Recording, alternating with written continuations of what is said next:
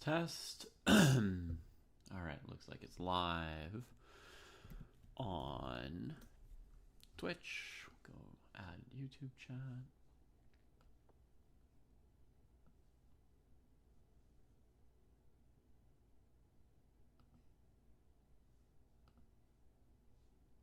There we go. All right, greetings, friends. Let's see what's going on here. Oh, this night is far, far from home. It looks like Gukesh is in very bad shape here against Blue Bomb, if that was the right direction to go. Like, if his last move had been 93, I might have said exactly the opposite. I might have said, ooh, interesting, promising, blah, blah, blah. Oh, there was a pawn on a5. That's why he went there. Okay, then who knows what's going on. I don't just look at a position and know the evaluation. I kind of reason it out from the elements that I see. So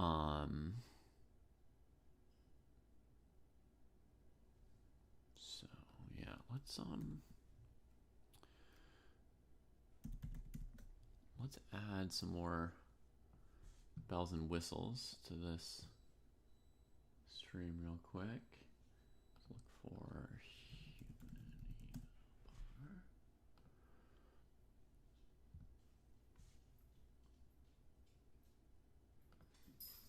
standings. So we had a draw already here between Abdusatorov and Sindarov. Their game ended sort of faster. So Abdu has 6 out of 9, 5.5 out of 9. Then let's see. Let me just see what else is going on here. Other games that are done. Vincent Keimer has already lost to Jordan van Voorrees. So Van Voorrees is going to be one of the leaders here. 5.5. Wow.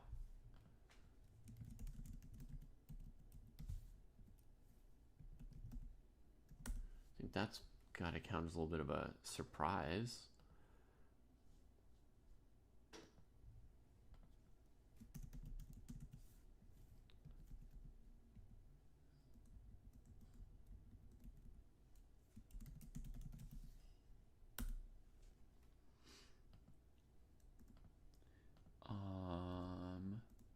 Let's see. Who else was like sort of in the lead going into this? I guess Ardogmas was 4.5 out of 8, so we'll put him here.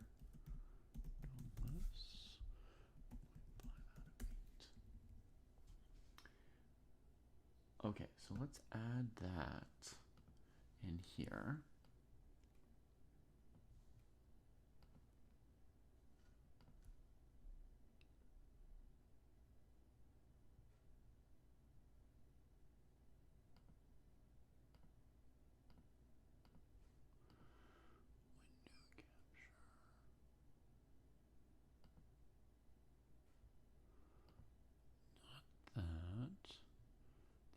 This.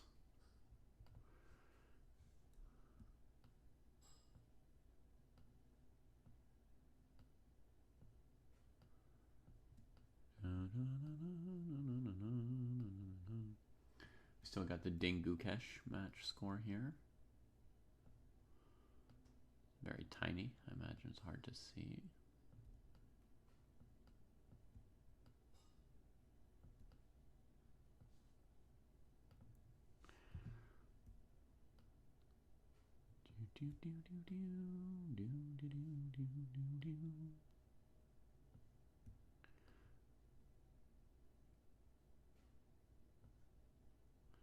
All right, so these are the top standings in the tournament right now. We'll add them there.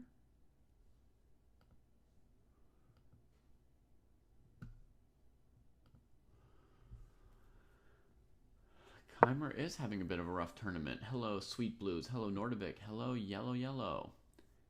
Did I see the Erdogmus endgame with Arjun? For sure, Kantal. That was like the game of the tournament for me so far. That was pretty much the most exciting game of the entire tournament.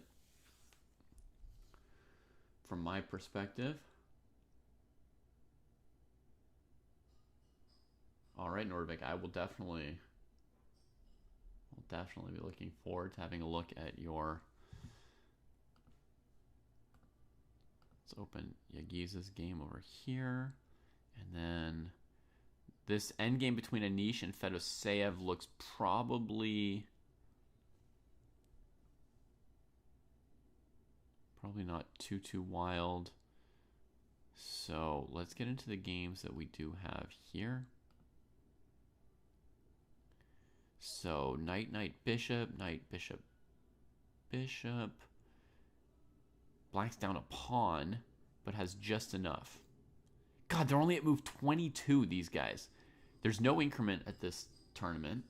So they've got 18 moves to make, and they're just coming out of the opening, basically, with lots of pieces on the board.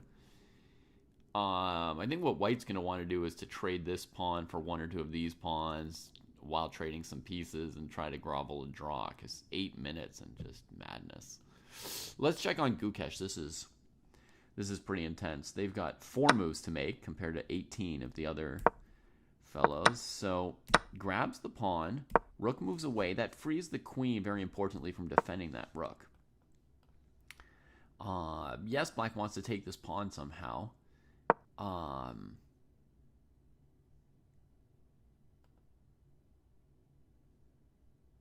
But I guess here White would play check. Queen here, bishop here. Or king here, bishop here, queen takes. No, that doesn't work for White. So is there a clear reason Black couldn't just grab this pawn? Huh.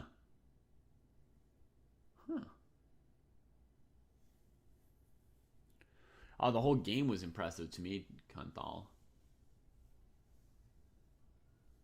Every step of it. One thing that was impressive to me, Kanthal, was like the moment where he gave up his bishop pair for that extra doubled H pawn. That was impressive in itself. But it was a bunch of little tactical details at every step of the way. It was very well calculated, that whole endgame. The exchange sack was impressive. You know, the way he counted on winning that A pawn as his compensation. It was amazing. Oh, that's super cool, Nordovik. I hope you don't get hurt. And that you have a lot of fun. So, okay. I didn't yet determine why Bluebaum couldn't take this pawn. But he plays here, and this move at least we can say why it makes sense. Now the queen's not tied to the rook, so for example, in this position, Gukesh could maybe bring the knight through b7, right? Because the queen's busy. And also this move, rook f8, could allow him to give a checkmate here, right? So he's still threatening like knight takes, bishop takes, queen takes, something like that. But Gukesh plays h4, and it seems like that is going to force the knight back. But after a couple minutes of thought, Bluebaum plays a super complicated move. What is he doing? It looks like he's playing queen c3?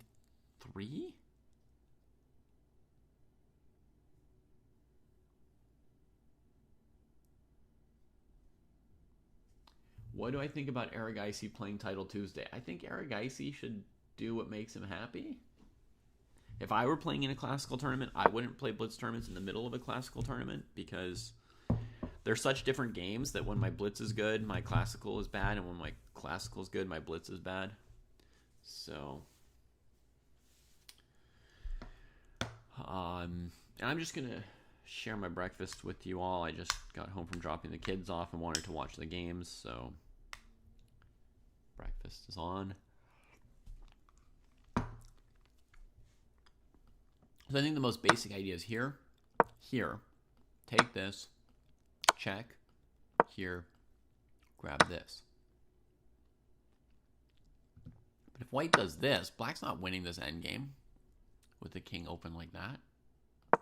So he takes. What's the plan? Queen c3 takes.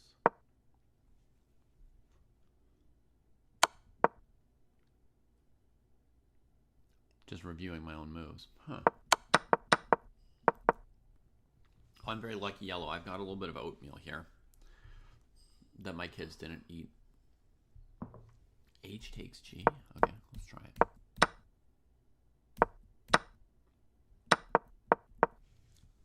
Here, H takes G, huh? Without Queen C3? But now white has two minor pieces. Uh-oh. Oh, but Rook H6, Queen takes, Pawn takes, still not enough. Okay. Let's try this for a second.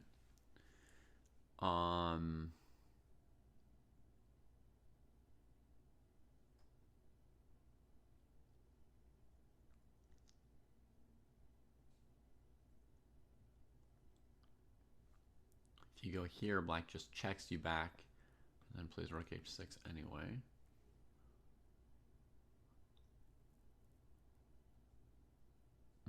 Wow. That's crazy, Sweet Blues. I would not expect that to work.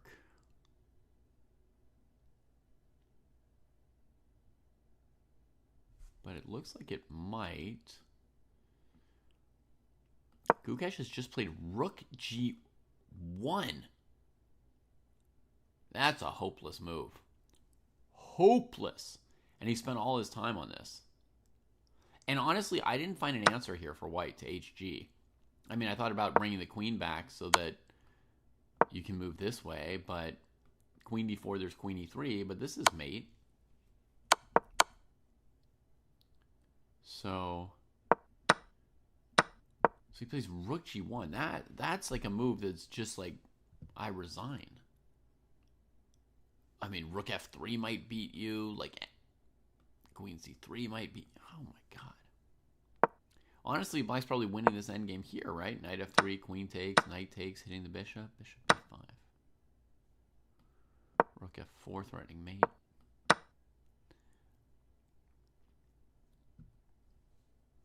Yeah, this ending would be winning. Not super easily. He's played a move. He's played Queen G3. Threatening this and threatening Rook F4. And if you play HG, you know Rook H6 is coming. Honestly, HG can even still do this move. Oh my god. No, I mean, Rook G1 checkmating your own king. You take one look at this move, you know that the game is over. Honestly, I took one look at the move Knight A5 when we first got this position and said, with that knight over there, he's dead. And then I wasn't sure for a moment, but it looks pretty crispy here. Crispy critters. 3 moves to make to time control, but I don't think it would matter if Gukesh had half an hour or if he'd already made move 40 or what. No increment, by the way, so those are his last seconds. I mean, when you're mated, it doesn't matter what time's on the clock anymore. He resigns. Gukesh down and Bluebaum up. Look at that, folks. Bluebaum joins the leaders. He's been fighting back and forth this tournament a little bit.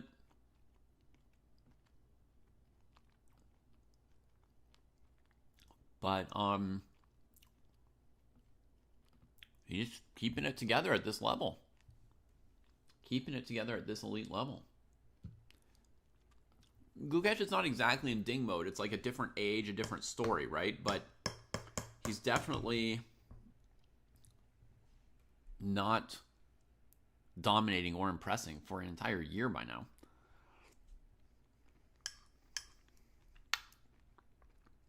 Very rough patch. I mean, a whole year. This is, a year where you would expect him to be even better than the previous year, right? Like young, getting better, but definitely not playing his best. He had white today also. He's lost a lot of his games with white.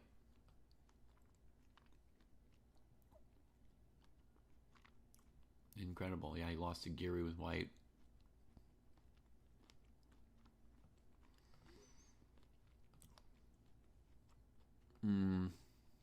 me just have a quick look at the game, see what I think of it. Bishop's opening. Oof. This opening just doesn't make sense. Already doesn't make sense. Yeah, if Bluebaum wins the candidates, it'll give him some. This will give him some confidence in the World Championship match.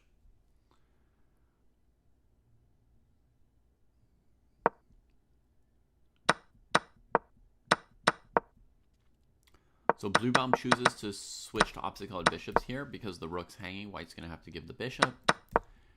Comes back. Knight c5, bishop here, and now presumably a5. I mean, White's just worse straight out of this opening. I just don't see the point of this opening.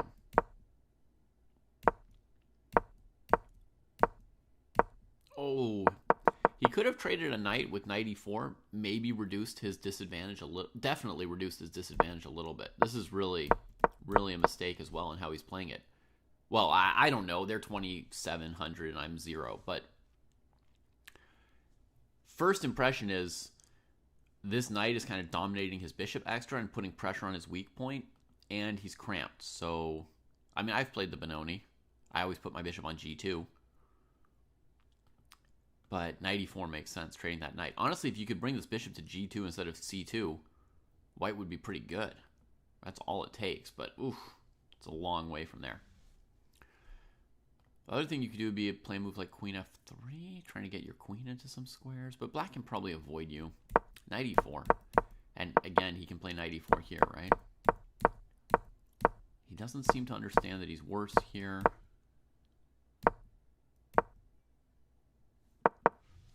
Just trying to babysit this pawn is a problem. So he sacks one. Bluebaum hits him with some aggression. Ooh, interesting. He's going to play d3 next? And Kukic just has to take it. Oh, brutal. Sends him off there. This was a great game by Bluebaum, by the way. But a terrible game by Gukesh. Period.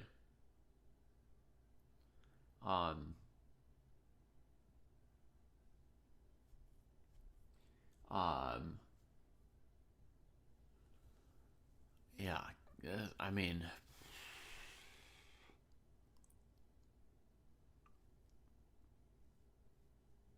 terrible game by Gukesh. Yeah. Sad to say, but that's what there is to be said about that game. Great, I mean, a great game versus a bad game, and it was one-sided.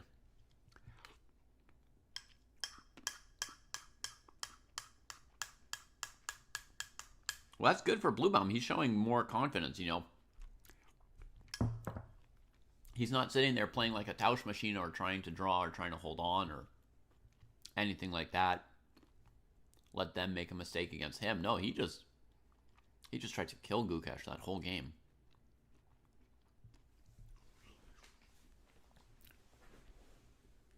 Here we're on move 26, Sweet Blues. They've got 14 moves to make. So Van Nguyen, for example, he's got 125 seconds to make 14 moves. That is almost 9 seconds per move. He's 1 second short of 9 seconds per move to make time control here. And he's got to keep score. It's very hard to write down your moves in less than 2 or 3 seconds. Yeah, 3 seconds. Pressing your clock is a second. Executing the move is a second. Leaves him a couple seconds to think. Erdogmas, by the way, confirming that black is playing 4 more. Erdogmas does not go for this. Which maybe...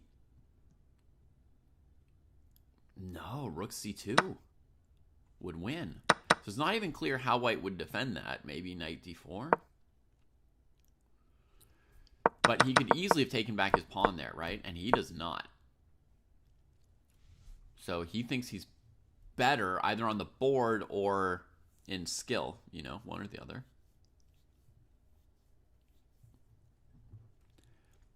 Keeps that piece on the board. I don't know how he's going to crank up the pressure next move. Van Nguyen uses 40 seconds on this move.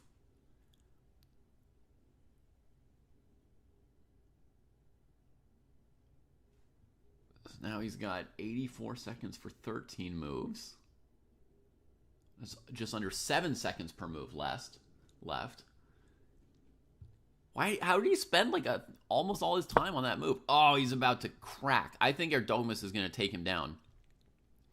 The kid is sick. Although Van Nguyen played an entire game yesterday on like increment. Like he was just dying, and he didn't quite crack.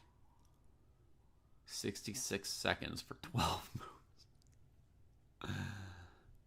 Now he's around 5.5 seconds. Now he's at exactly 5.5 seconds per move. Oh my god. He should basically flag, but Erdomus, it would help Erdomus' cause if he would calculate one tricky thing. One more idea to make Van think about.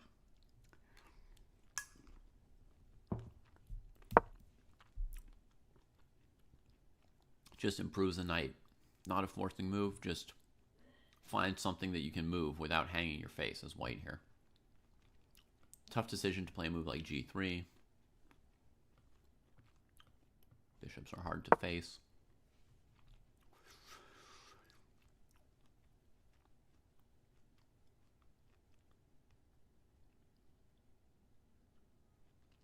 All right, queen g2. So I've calculated bishop c3, pawn c3, knight e4, bishop e4, rook b3 is a draw. So Erdomus needs something else. Keep more pressure on.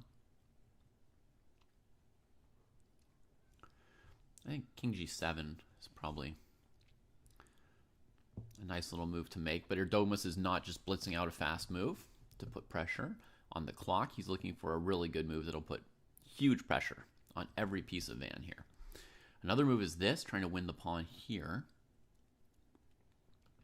And there could also be something like this, looking to make threats here. But with the queen in front, you're never going to threaten to win that, huh? This is like the shakiest part of White's whole position, are these two minor pieces that are on squares not defended by pawns. The second weakest spot is here. And that spot had made me think of a move like knight c5, rook b2 before. After a long think, he plays bishop a6, cutting off squares.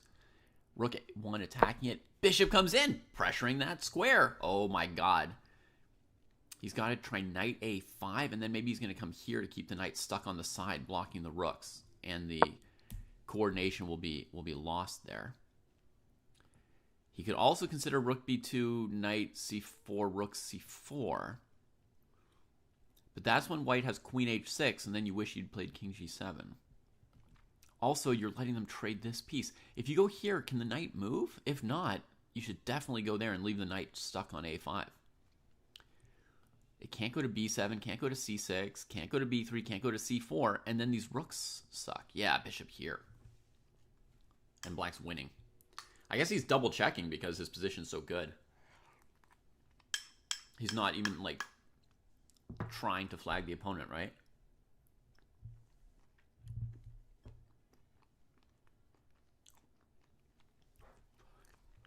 Van now with 4.9 seconds per move or something. Per move to make time control.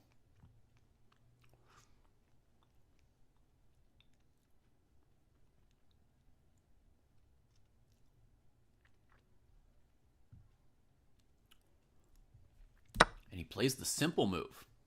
Oh my goodness. I mean, this is good for black as well. You win back your pawn, opposite colored bishops, pressure here. But knight c4, rook c4. What's the move after queen g7?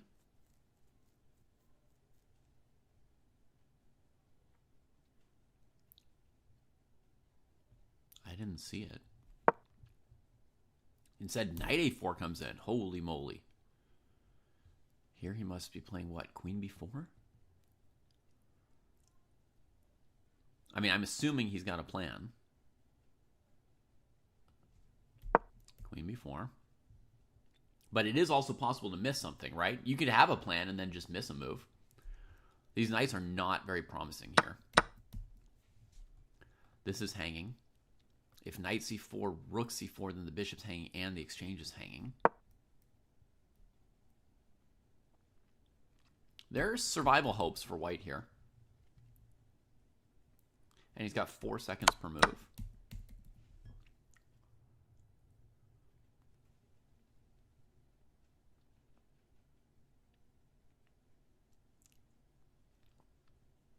They're probably seeing stuff I didn't see, but I didn't like what Erdomus did here.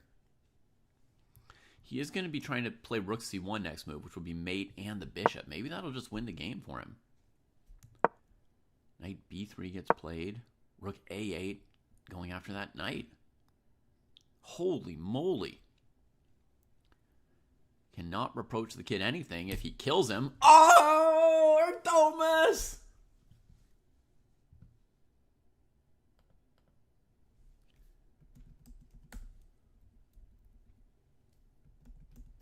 Wow, kiddo, kiddo, kiddo.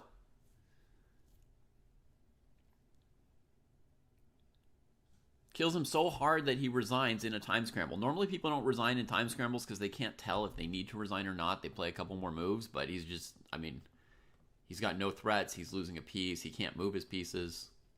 Dang! 14-year-old super GM, folks. I mean, I don't think we've seen anything like this since maybe Judah Polgar, Bobby Fischer. Was Gukesh this good at 14? How good was Gukesh at 14? Maybe 2,600? This kid is just like, he's basically off any charts for how good he is at this age.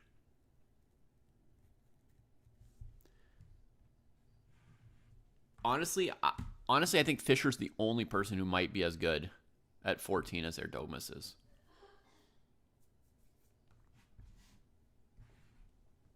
And maybe not even, right? I'm just saying, I feel pretty confident that no one else was this good at 14.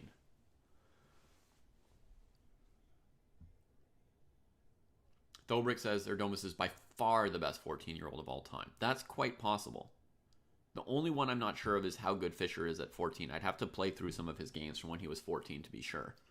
The other day I was playing through Fischer's games from when he won the U.S. Championship at 13. I played through all of those games.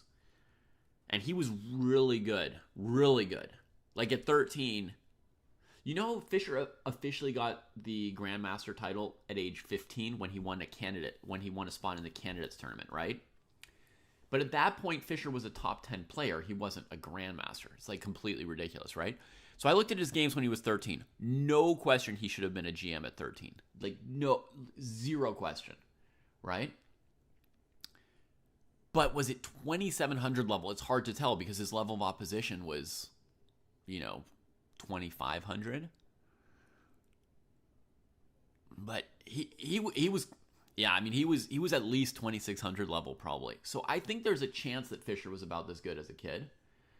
There's a chance. I'd have to look at a bigger sample size. But it does seem to me like Erdomus is well over 2,700 strength now, just period.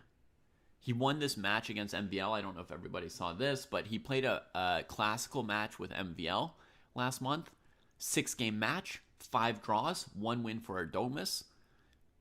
MVL is still a 2,700 level player, played fine, good player. Couldn't really get close to winning any game. And so that was a 2,700 plus performance for Yagiz for sure. And this one here, I mean, I think he's probably performing 2,800 by now to be +2 against this kind of a field, but certainly way over 2,700. We could just click on his name and it'll tell us performance rating 2,810.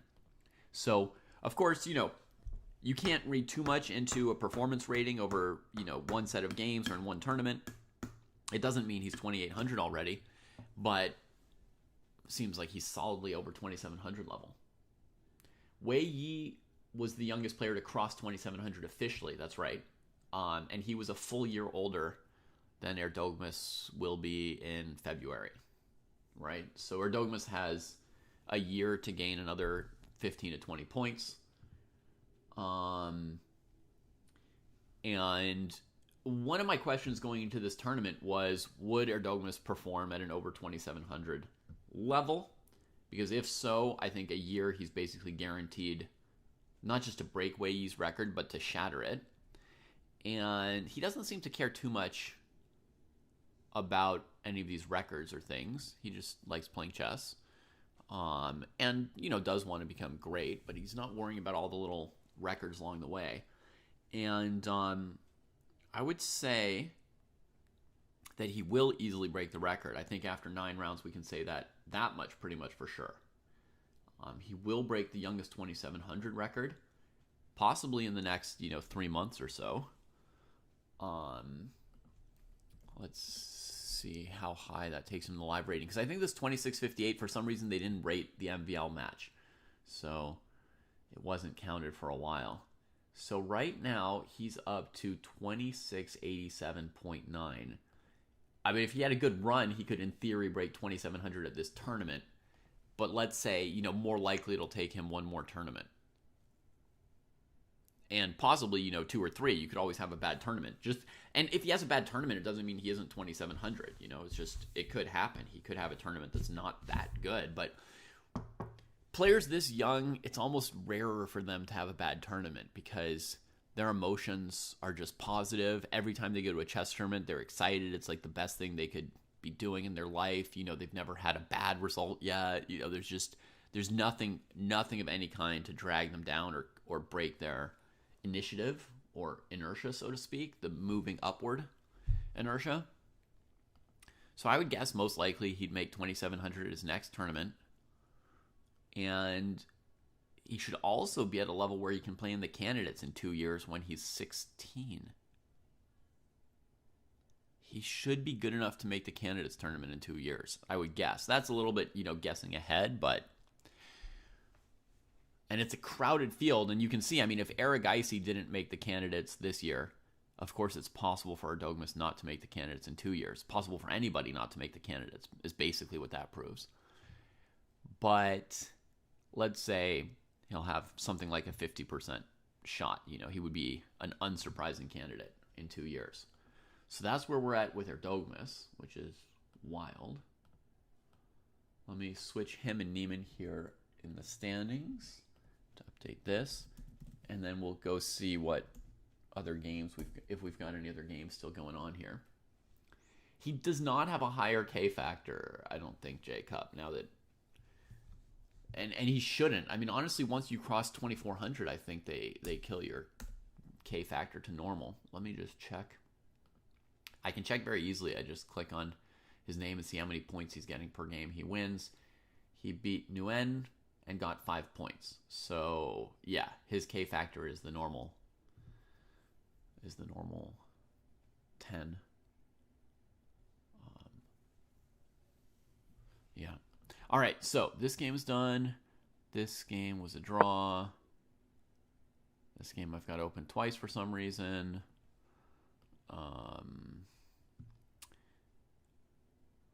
Black one, white one. So there's 2 end games going on here. Let's open them both up and have a look. First, we got Prague and Aravind. 1, 2, 3, 4, 5. 1, 2, 3, 4. Ooh. This looks very good for white.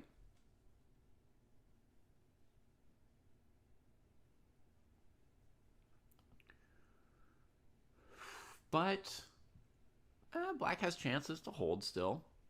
King's on the best square here, holding this stuff together. Rook could choose to get active at some moment, and white doesn't yet have the black rook tied to one of these things. White doesn't have a second weakness over there. I was just going to suggest maybe rook here to here. Black would play f6. I don't know how much it would help. What does he need to do? He kind of wants to bring his king over this way, probably. Gain space. This is a very, very interesting endgame for me, because I don't know the answer to it. What I like about white's position is having kind of a bit of a space advantage, having the king further up the board than black. gives us some maneuvering abilities. If black starts checking us, we can go hide on e5, and then if they attack our pawn, are we doing it enough to kick them off? Not really.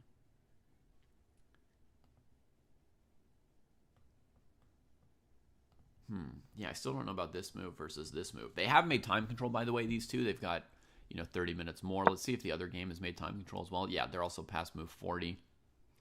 What do we have here? I think Fedosea is trying to prove that the bishop's a bit better than the knight with pawns on both sides, and his rook is sort of the active rook, and white's rook is sort of the passive rook. My first impression was that there's not enough here to feel really worried for Anish, but could be wrong on that count. So maybe let me look at it for a minute longer. And see. The knight could go to c7, back to b5.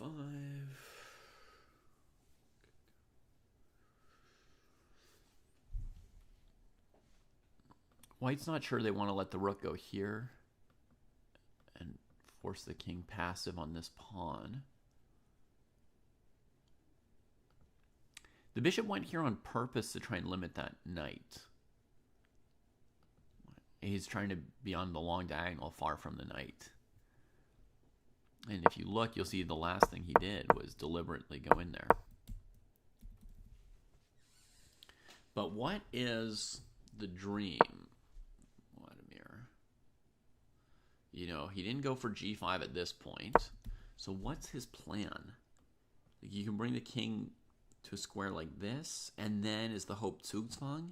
Okay, the hope is Zugzwang, folks. Okay, so apologies if some of you figured this out a minute before me, but that can happen. But I think here's maybe the concept for black.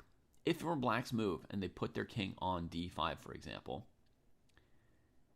they might have sort of a Zugzwang where the knight doesn't want to move because the king would come up.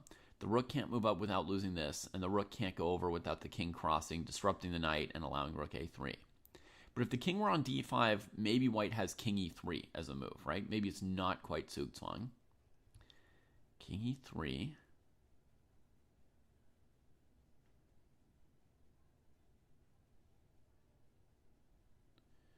Rook e4 check, king d3.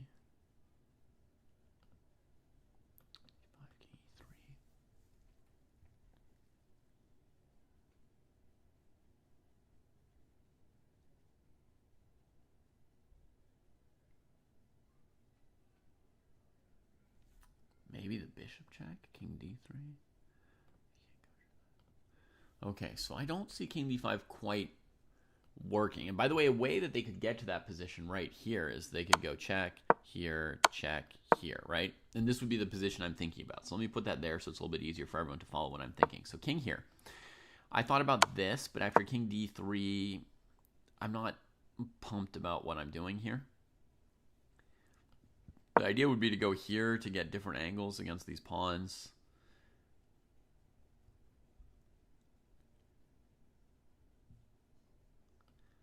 Maybe it's not so unbelievable, but still, what do we do against a bunch of knight checks?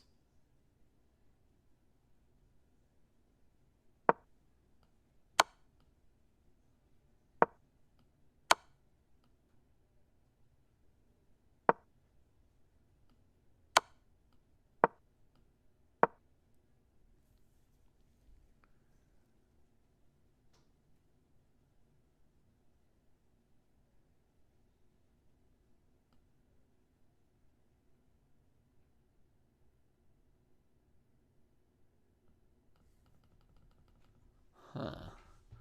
Hey, Oscar. How's it going?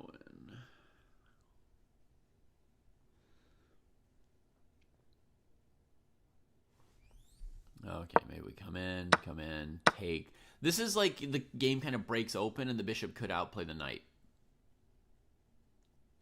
This looks actually kind of worrisome for white. Okay, so that was one random idea, which I had discarded, and then I played it out further and then wasn't really sure for white. The other thing I considered was bishop d4, and actually this pure rook endgame has some peril for white. Oh no, white can go full third rank, huh? Okay. I was thinking, black goes here, you're tied to this, then black checks and plays king e4, and that looks scary. But actually, if you go full third rank, you can draw as white. But I'd also figured that after the check, white can probably go here. That doesn't seem to help that much. 66. Yeah. Wow. Over 5.5 years. 5.5 years.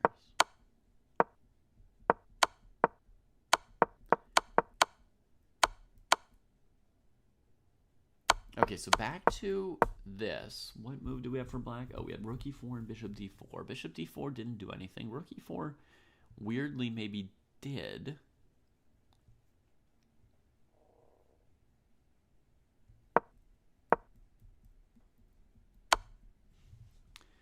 We can also go here to keep the rook out of our house. But then my idea for black would be this move. And the point is for the king to come forward. Well, right now, Jacob, it looks like Gukesh would not be the favorite against anyone else in the top 10, unfortunately. But it changes quickly, right? So, who's AB? Fabiano and Javokir, I know. AB,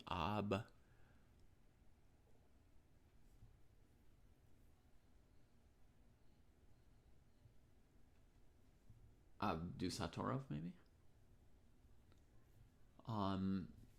Yeah, I mean, right now you can see they're at a tournament here, Wijk on Zee. They're competing with each other. I mean, Fabi's not there, but Abdusatorov and Sindarov are in first and second place, so they're looking like they're in better form than Gukesh this week, right? So he looks like he'd be like a small underdog against them. He would have an advantage against somebody like Sindarov or Abdusatorov that he's played in a world championship match before. That would count a little bit, right? But yeah, Abdu's not in the candidates, but if you're just saying in theory, how would he do against them? Fabi does have that experience. He's played that world championship match with Magnus, right? So he would definitely be a favorite against Gukesh in a match right now.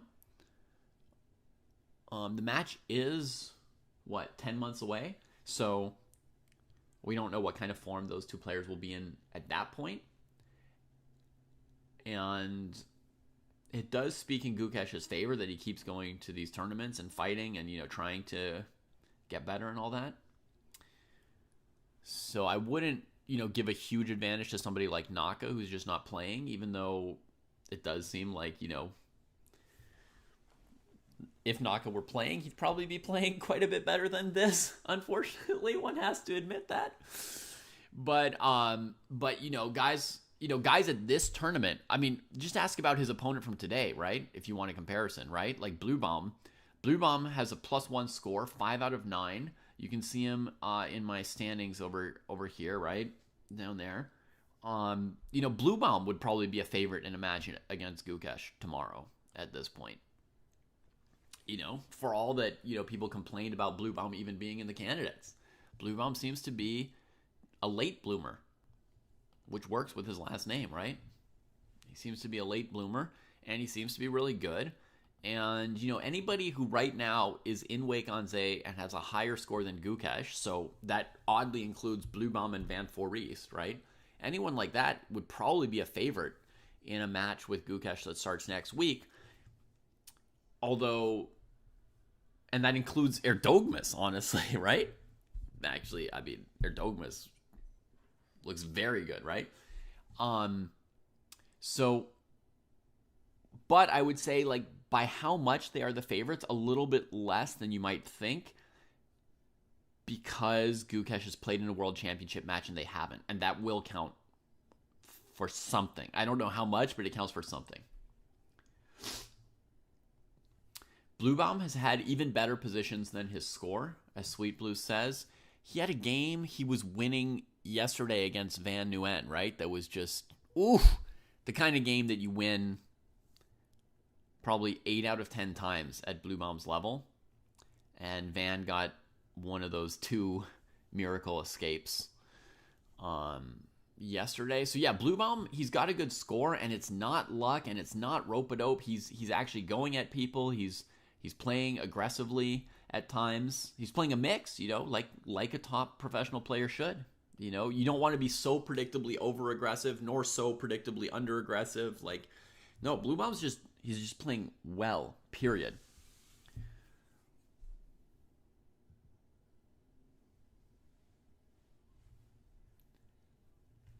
There's no particular reason to think that Hikaru is 2750 now instead of 2800, is there, Jacob?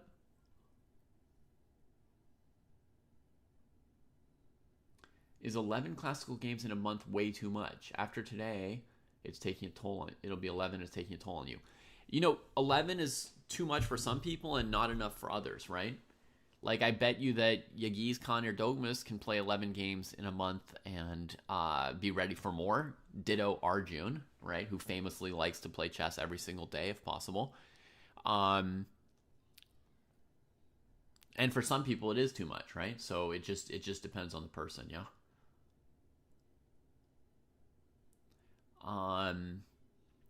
So yeah, if you feel that it's taking a toll on you, if you feel that it's exhausting, then it's too much for you, right? Someone else might play it and feel fine. And then is it way too much? I don't know. It seems reasonable. I would think somebody who wants to be quote unquote a chess player would play one tournament a month. And for professionals, that means, a 9 or 10 round tournament.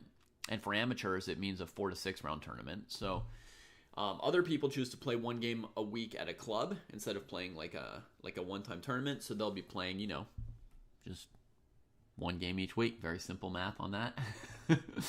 And that's fine. That shouldn't be exhausting. So, 11 can't be way too much. But if you're feeling tired, then it's a little bit too much for you, I guess.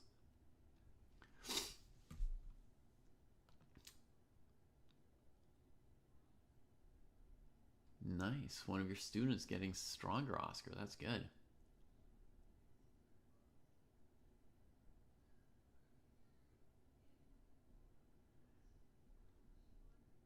So Foos just heard Magnus thought Fabi, Naka, and Prague were the best chances in the candidates.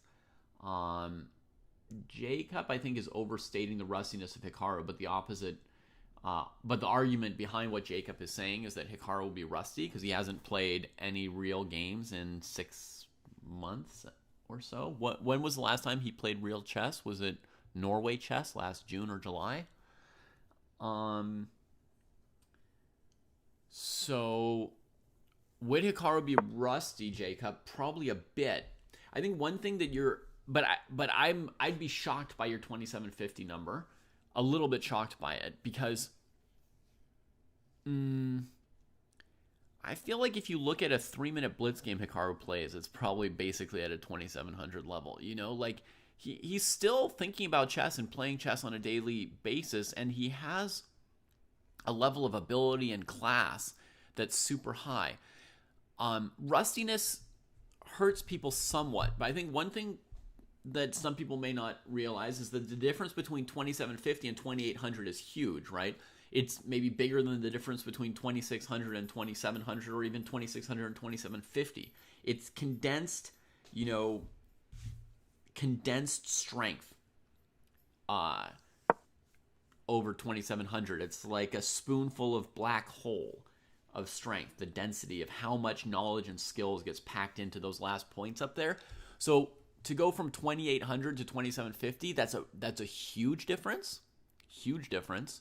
So you're assuming a huge rustiness for him. For somebody who's 1800 and is rusty, it's normal to play at 16 or 1700 level. But from 2800 to 2750 is actually a much bigger distance. So that's a huge fall you're predicting for him. And then the second point is Naka specific. He's been rusty before and it hasn't affected him personally very much, right? Naka's an exception to almost all the normal things. Like what you're saying about Naka would make sense about most people, right? Like most people, Jacob, you would be right to say after 7 months they're going to be really rusty. They're going to play 100 or 200 points below their previous level 6 months ago. But Hikaru has played great with long breaks between his games over the last 5 years. He's been sort of perpetually a little bit rusty because he plays so rarely. and yet he's been perpetually playing at a 2,800 plus level. And for him, taking off some of the pressure and, you know, the balance he's got in his life is working for him. So I see no reason personally to expect him to play worse. As far as handicapping the candidates, that's something which we will get around to, you know, 1 month before the candidates tournament. I think the candidates tournament is in April, so we'll talk about it on a Dojo Talk in March. But I think it's wide open. Every couple of days, different people look good or bad. So very, very hard. Very, very hard to say. I feel like it's very wide open. I would strongly disagree at first blush, and we'll get into it more deeply in an actual discussion and episode, and I'll do more prep, etc. before we do a Dojo Talk. But at first blush, I find Magnus's claim that only 3 out of the 8 people have a chance to be odd. It feels to me like there's no reason why Prague has a chance and Sindarov has no chance. Or even Bluebaum has no chance. Or Geary has no chance. I don't know. It's very hard to tell who does or doesn't have a chance to me. But I don't feel like anybody's has such an obvious case for why they'd be better than everyone else that we would discount everyone else's chances completely. You see what I mean? Like, let's say you think that Fabi's got the best chances. I would give him like 2 to 5% better chances than average. I wouldn't give him 30% chance of winning the tournament, right? Or 40% or 50%. No. Right? We've got 8 players, 12.5% each.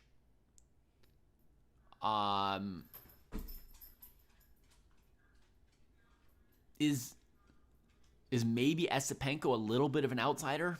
Maybe, but even Esipenko's like a young 2,700 level player. You know, is his chance really 0%? Probably not. So, I mean, if Fabi is the clear favorite, then his chances of winning the tournament are maybe 17.5%. For Magnus to say that Fabi, Naka, and Prague have 100% of the chance of winning the tournament is saying that it's something like 40% Fabi, 30% Naka, 30% Prague. On the surface, that seems completely insane to me. Completely insane. No offense to somebody who knows chess, who in a coma after 20 years of memory loss would still know more about chess than I do. But that sounds insane to me. How could Prague's chances be 30% to win the candidates and Sindarov 0 or Wei Yi 0? I can't understand that. I can't understand that. I feel like the people with the lowest chances of winning might be Esipenko with 5%. Other people have a chance of like 10% or more. You know, like Bluebaum probably has like a 10% chance. I don't know. Look at him. Look at him. He's +1, could be even better. He's competing with all the top players here, including the world champion. I don't know. Should have like a 10% chance. Maybe a guy like Sindarov actually has a 15% chance, right? Maybe he's one of the top 4. Geary should have a chance around 12 to 15% of winning it. He's in good form in general. All of last year. It doesn't make any sense. I don't see any stat that says it makes sense that these people should have 0% chance of winning. Anish here.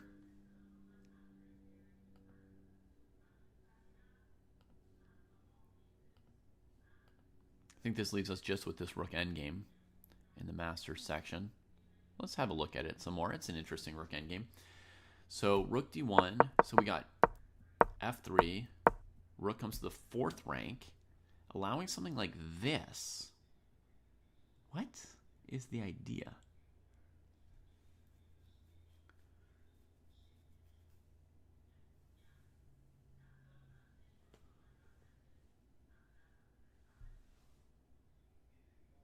All right.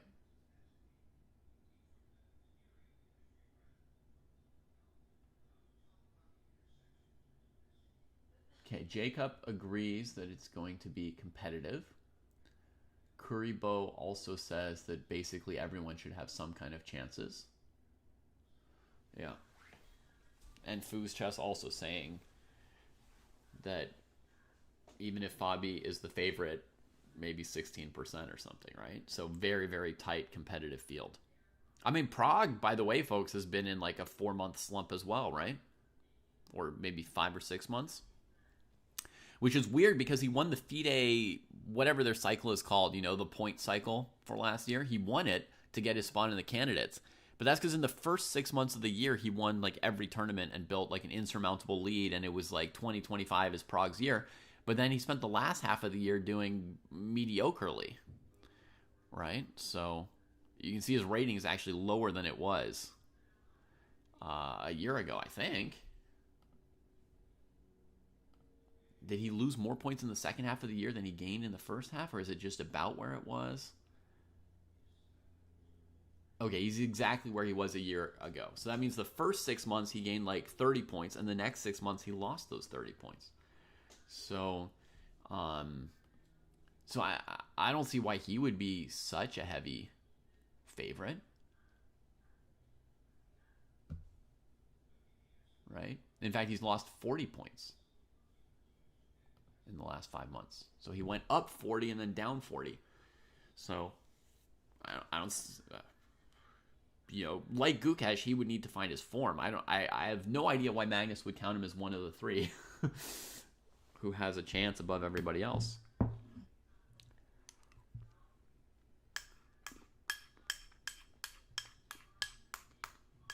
By which I'm not trying to say that Magnus is wrong. I'm just trying to say the reason is hidden enough that it doesn't strike me in the face, It's not obvious. Magnus may know all kinds of things about what work Prague's doing and his trajectory and blah, blah, blah, but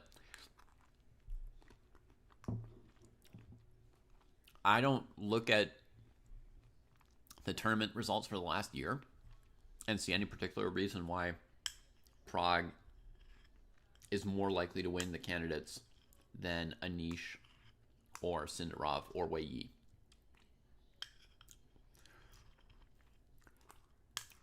Wei Yi, by the way, had a pretty light 2025.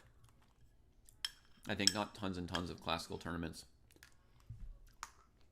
If I'm, not mistaking myself. So it's not as obvious what his current level or form are. Yes, I watched him at the World Cup.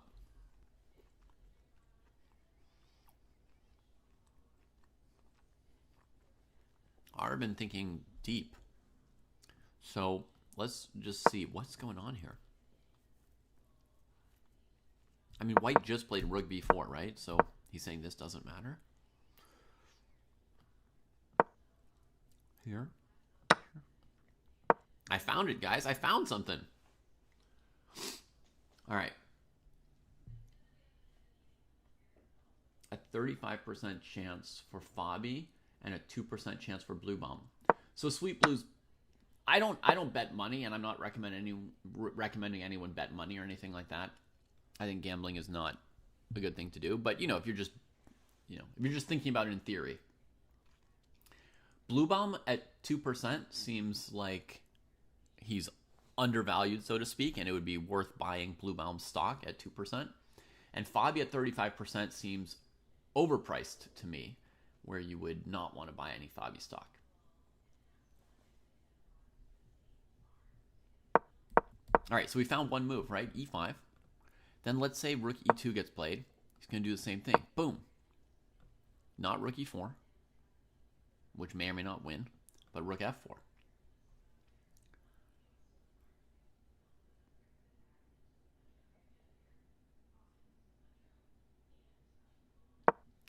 That's funny, Foos, yeah. Okay, so after E5, even if Black plays Rook E2, Rook F4, and White wins, right? You can't defend this pawn, and with it goes the whole kingside, the whole shebang. So, I think here, what Cheetah might be thinking about is playing Rook E1 to try and prophylaxis this move.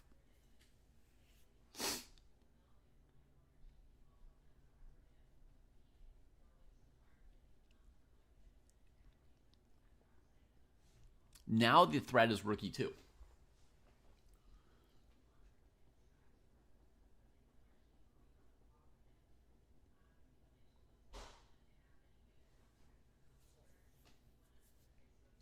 The other move you could play here also is f6, which you might want to play anyway at some point. So that's probably why Arvin's thinking for a while here, right? Because he's got two really plausible candidate moves to choose between. Let's just look at rook e1 first, one at a time. I mean, f6 honestly looks kind of better.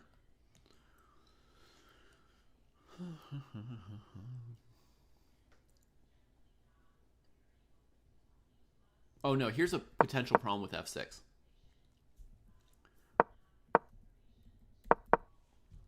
White comes back, stopping this thing.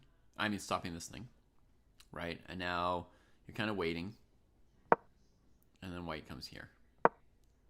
And this plan could be unpleasant for black.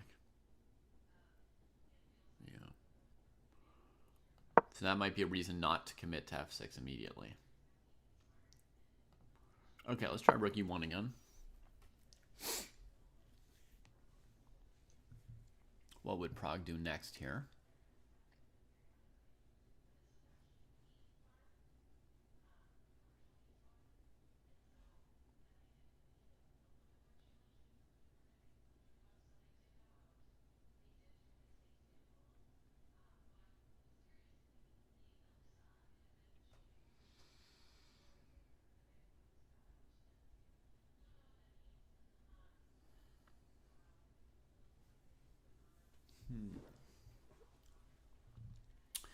First thing I considered for white did not work. It went like this, like this, like this, like this, going for rook here. And then I give check. And this king and pawn ending might even win for black, but certainly it's not going to win for white.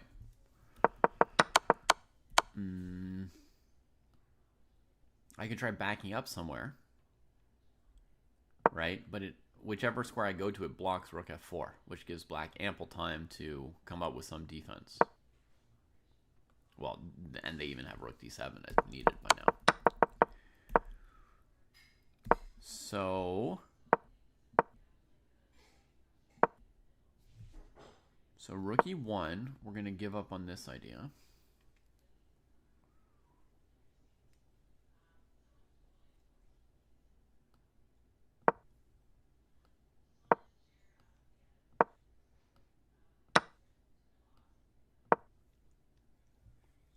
Here's another idea.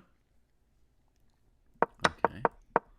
Now let's try to resist that idea. Rook a4.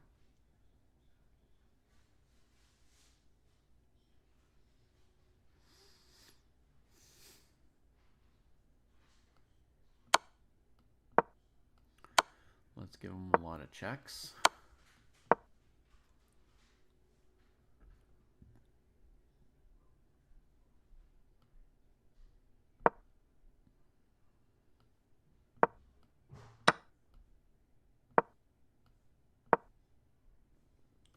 Woohoo! That's why I brought my rook back to the d file. That's why I was giving those checks.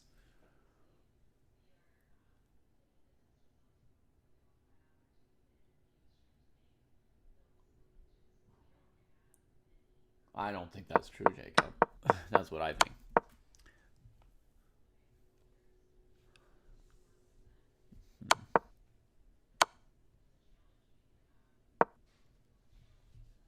Rook e1 looks pretty good for black. I don't see any progress for white against it. Nothing incisive.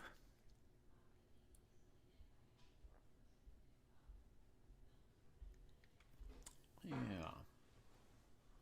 But the position is, has enough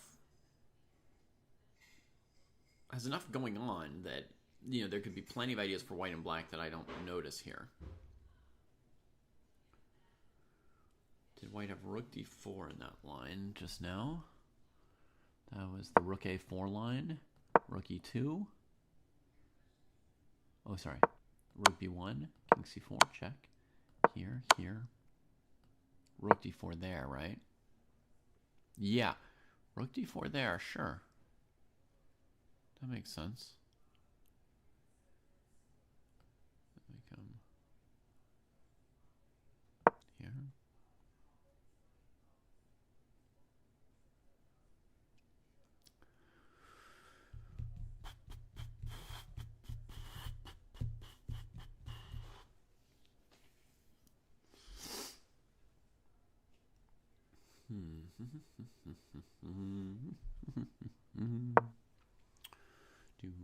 And rook f4.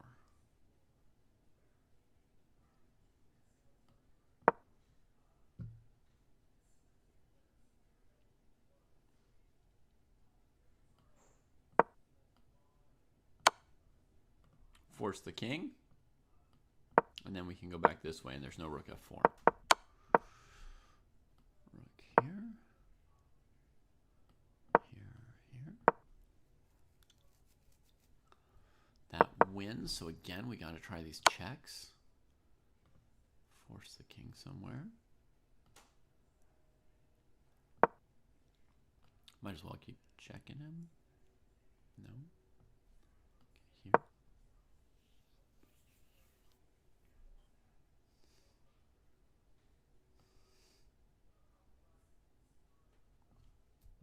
Actually, we could give another check if we wanted to, because the king has to keep that pawn.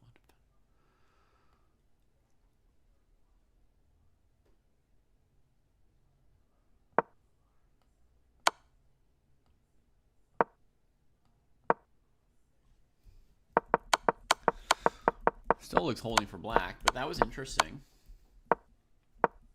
We've got to move from black. He played rook e1. 11 minutes on that. We did correctly predict that move.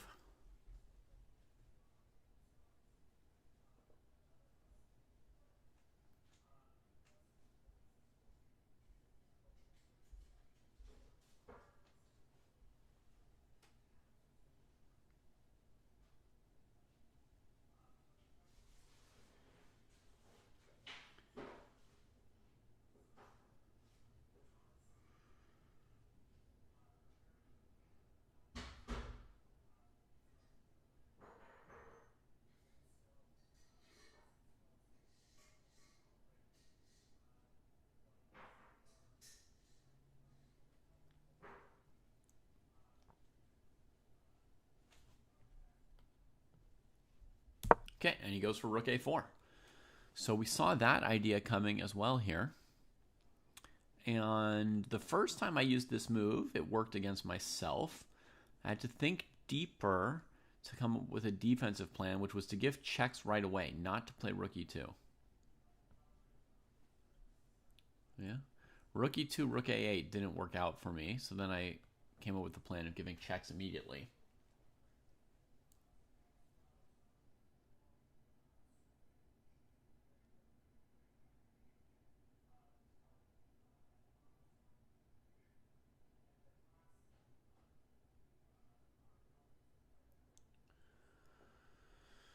That's insane, Jacob. Hey, Alan. Glad you like it.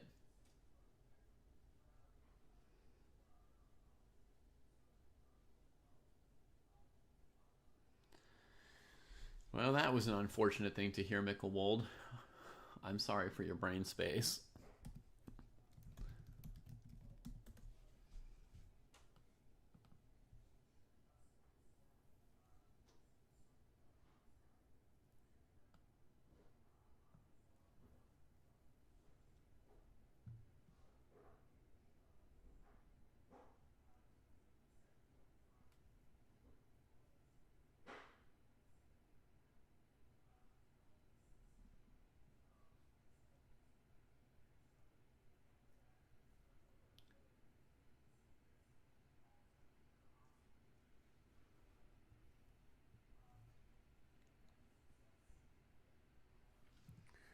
If black's rook were on d1, could they play king b8 as a defense here?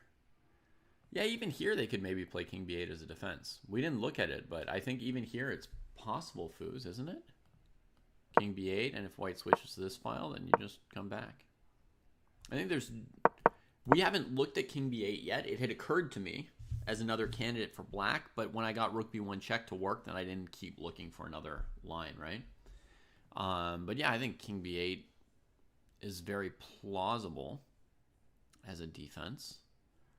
One of the more interesting possibilities, independent possibilities after king b8 would be c6, rook check, king here, rook check, king here, rook check, king here. It's very committal, right? Black's got a passed pawn. They've still got an active rook.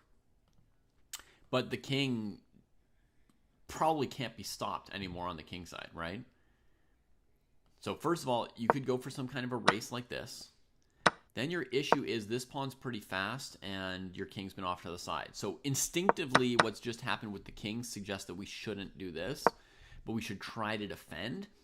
But check here, here.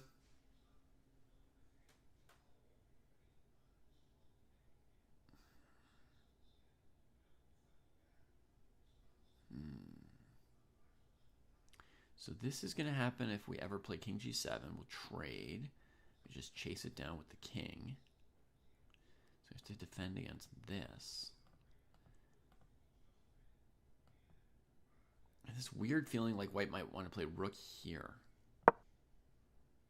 That's weird. Could also be rook here, stopping b5 and preparing for this stuff. Black's going to bother you. Oh, the rook gets even more active. King comes up.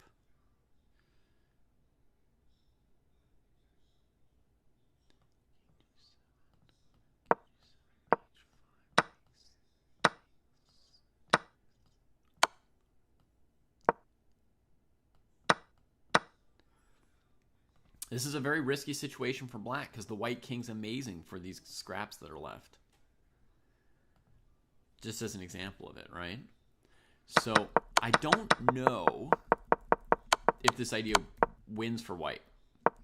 But this is an extra risk to king b8, is this idea of c6. It is definitely a high risk scenario for black. There's also rook f6, which we didn't look at yet, right? Which could try to hold the position. Maybe e5, check, here, here, here, and it looks like white's probably winning. We've got to move. Let's see what it was. Rook b1 check. I got that one right too. I think. If Aravind got it right, which I think he did.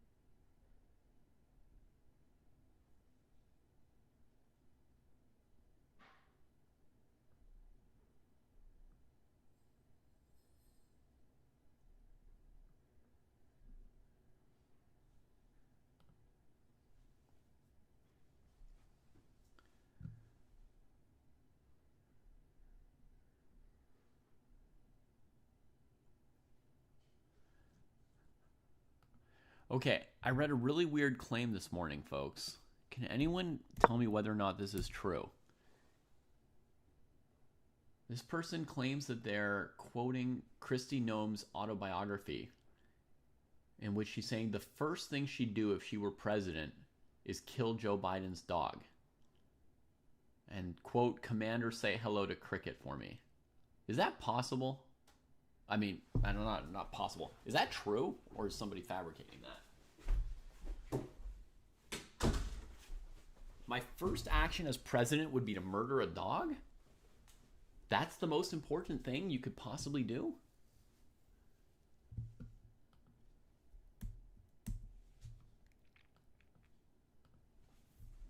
I mean, most people would be horrified by how cruel that is, but it's rather small-minded as far as the power the president has.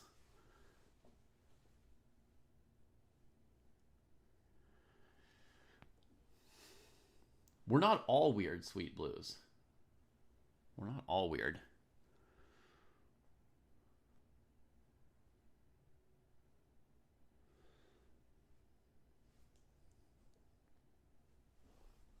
We got a lot of variety in the United States. A lot of variety.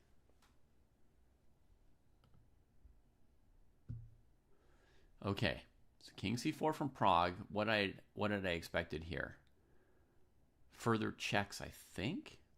It's hard to even remember the defense, but I think it was more checks.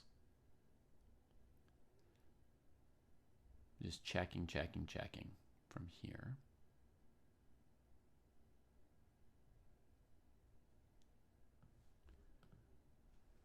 I know, Jacob. Joe Biden probably wouldn't notice, but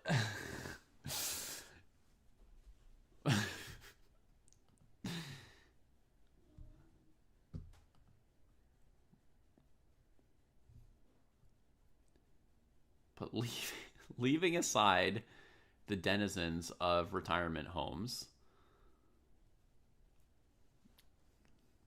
leaving them in peace, be they war criminals or carpenters.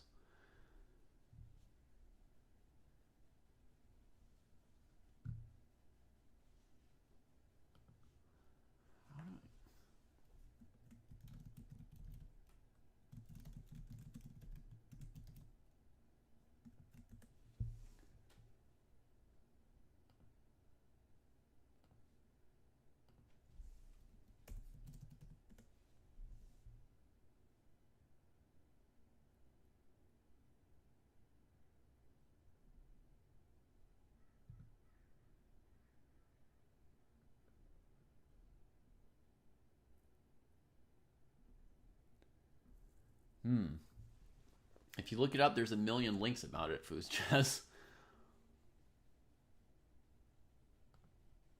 But I don't know if any of these links are real. Vanity Fair, Rolling Stone, Yahoo News.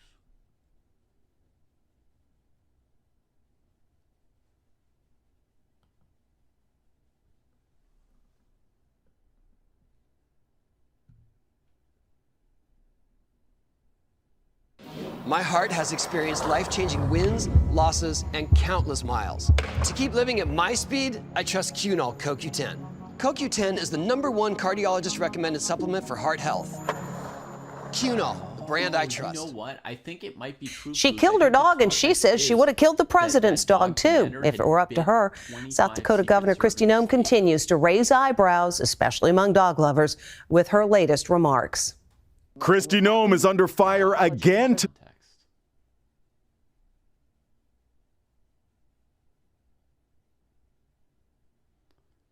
Yeah, Foos. I saw many quotes of that part, and then afterwards, just because she didn't have enough blood, she went and killed a goat right afterwards, for unclear reasons. I mean, basically just because she's a psychopath. Okay, Aravind getting a bit low on time now. 9 minutes left. Rook c1 didn't feel fully forced, but what are the other options? If we wait, this thing will probably still be good, right? This is strong.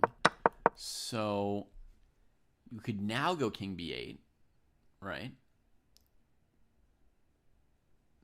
Could now go king b8, or could now keep giving checks, is what I had done. I'd kept giving checks when I first tried this out. So let's look at rook b2, rook a8 again for a second. Here,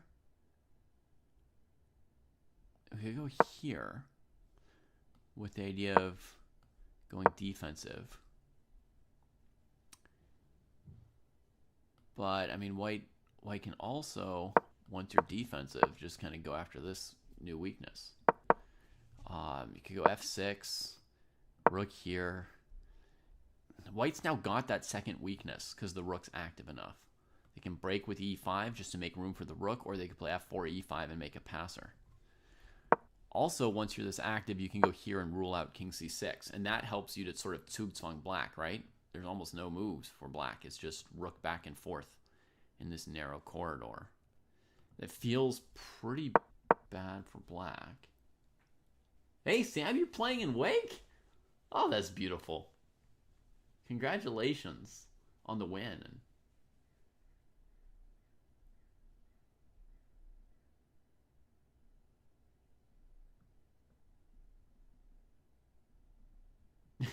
Once a year, Foos. Good, good, good. Good, good, good. This doesn't feel promising for black. So, that was rook b2, rook a8. Takes. Did I resign too early here? Let's see. Check. Alina Lashlaba here.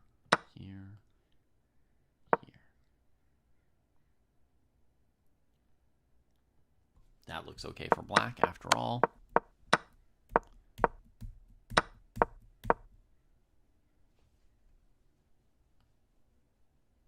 Maybe this could help. Get checked. Go over here. Get this. Seems okay for black as well. Maybe there's just enough time. But he plays rook c1, my original defensive line from before.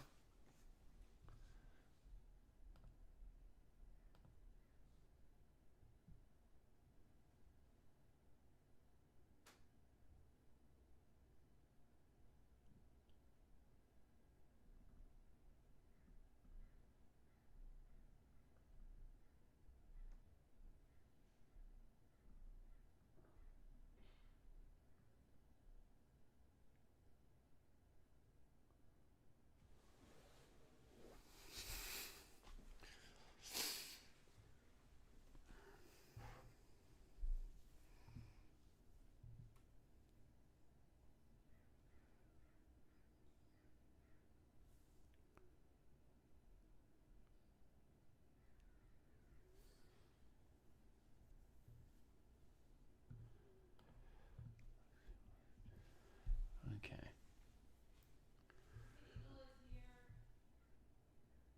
Thank you.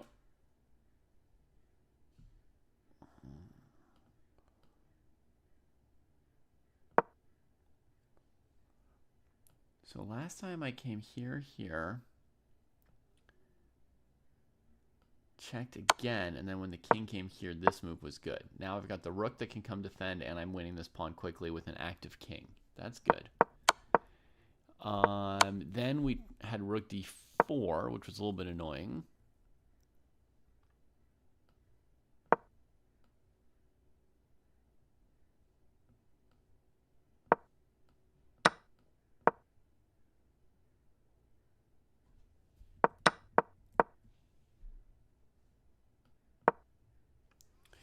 This is maybe an important move. Here we give the check. So the king blocks rook f4. Yeah, I remember this defensive resource. This was critical. So if the rook goes to f4 and you go here, you lose. If the rook goes to b4 and you go here, you lose. But whichever one the rook starts with, you check the king. So the king's going to break the fourth rank maneuverability of the rook. If it comes this way, you can come here, no problem. If it can come here, you can probably also come here, no problem. It's blocking the rook from getting over there. And then this move or this move.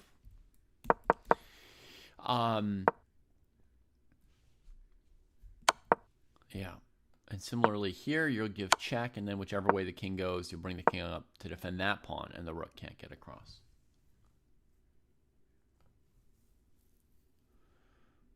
Okay. So,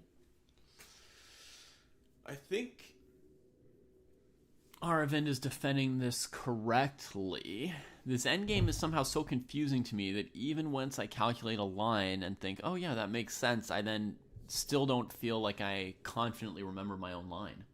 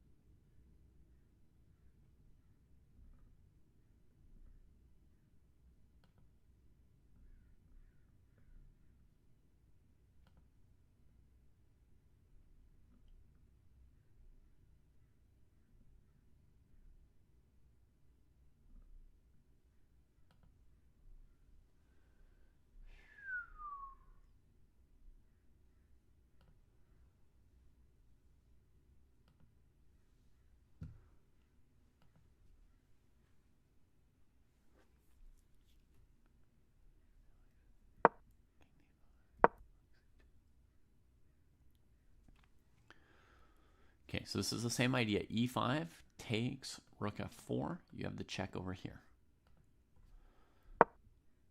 But this move allows rook a8. Yeah. I guess rook g1 did as well. So now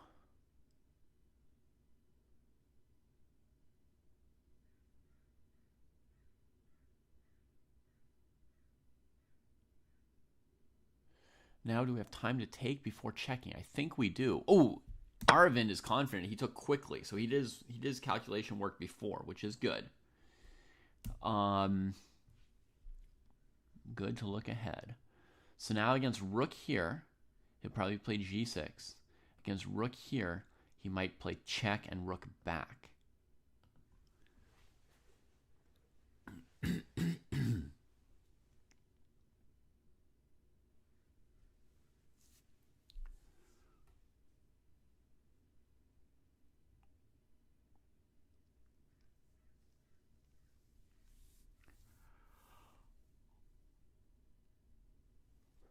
But it's not 100% done. I think rook here, check here, rook d7, king b5 is promising for white, actually. So rook here, maybe not f6, check, backwards, takes, rook f2, king d6 is winning for white. Okay, what's the right move for black after rook f8?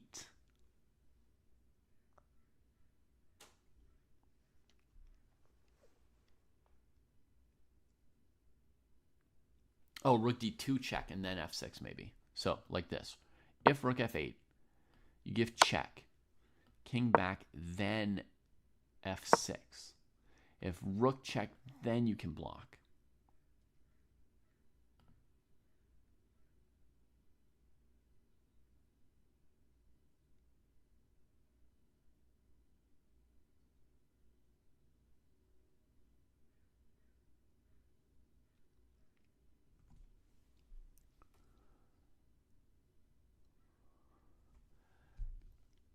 So then we go here with two choices for black, passive or active.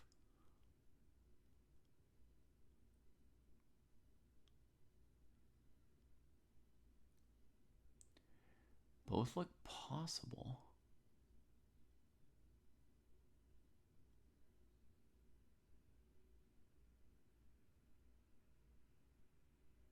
Ooh, but this one has the risk of king d5 to push the king back like this.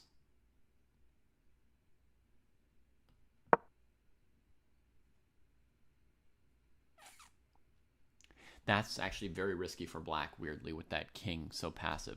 The live position is black took, and Prague just played rook f8 after thinking for a few minutes. So here, I think that f6 should lose. The king will be too passive. And I also think check here, rook here, king b5 is risky. There's a chance it holds, but it's very risky because now both white pieces are better than both black pieces. You can't move very much. The king's almost zugzwanged, right? You just have like these kind of moves. And white can eventually attack these pawns over here. So you're playing like f6, and then if rook e8, e5 could break you, or f4, e5 could break you. So I think the correct answer here is to give check, and after king c4, then play f6. He's played check. My thought was to then play f6, check, king up, takes, rook here.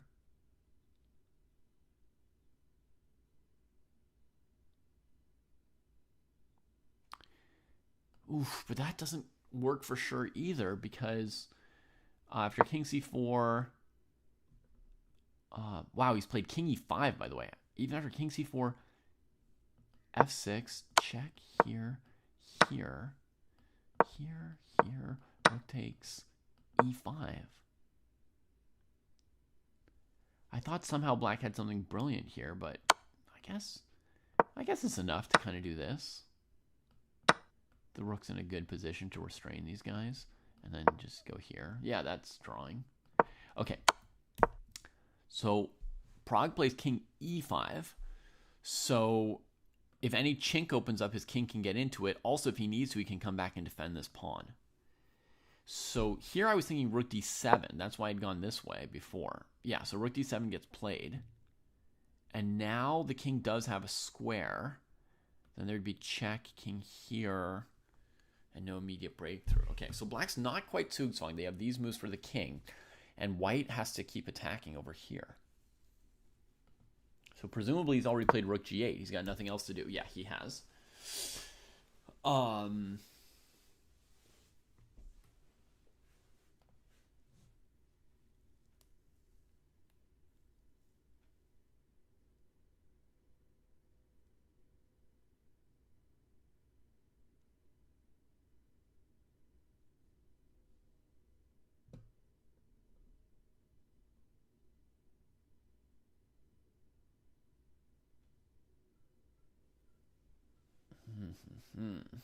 All right.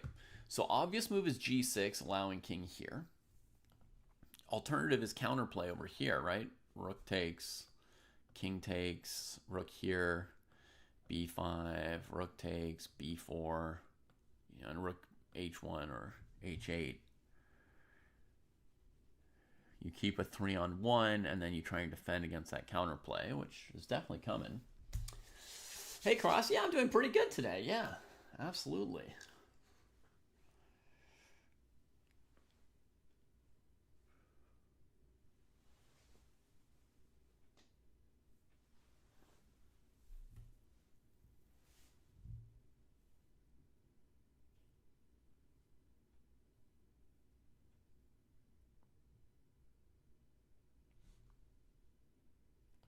Arvin thinking here, what else might he be up to other than g6?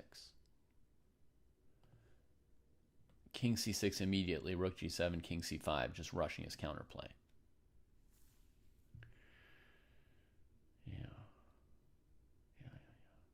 G6, king f6, king here, rook check, king here, e5, f4, etc. Just getting closer, yeah. So sometimes you just want to hurry it up, get it over with. Oh yeah, it could be the moment he's got to just give this g-pawn and go. Yeah, and he does. That makes sense. So the issue with f6, Hockey Chess Dude, is that this king gets even better, right? And now it freezes the rook, and what's the next move for black? After king e6, I don't see any more moves, right? If you move the rook away, white collects these pawns faster than before. If you play king c6, then this move, I think, wins the game. I mean, I didn't calculate this.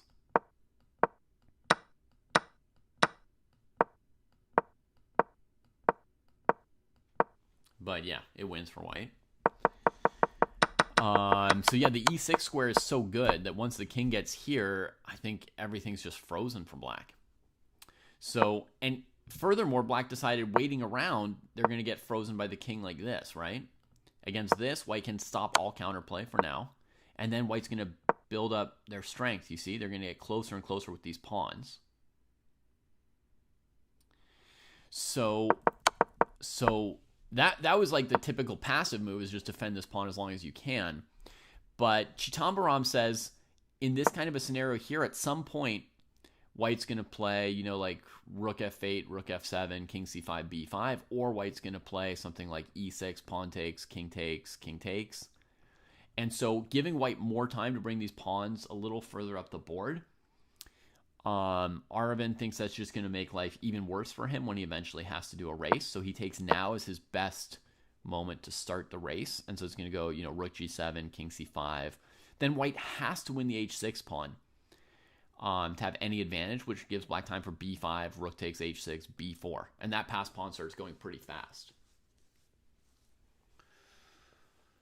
So that's the scenario that Aravind has in mind. It makes sense. We get rook g7, king c5, and now king f6 first. b5. So if he goes rook f7, king f7, b4, e5, b3, e6, b2, e7, b1, e8 equals queen. That looks very risky for black. Let's say rook f7, king f7, king d6, trying to defend f4, only makes it worse for black. b4, e5, b3, e6, b2, e7, b1 here. The only check is queen h7, king f6. And black's out of checks as far as I can see. I think Prague can take on f7.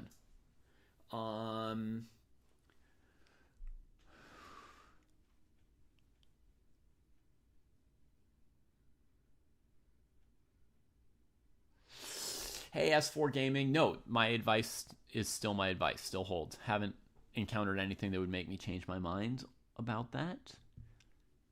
Rook F7 looks winning to me. I mean, it's a queen ending that's probably winning. I don't know for sure.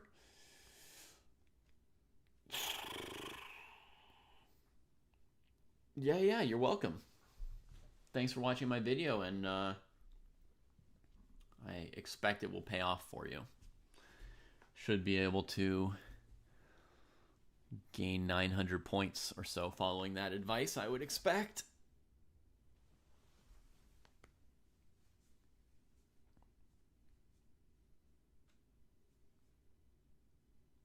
And remember to enjoy what you do.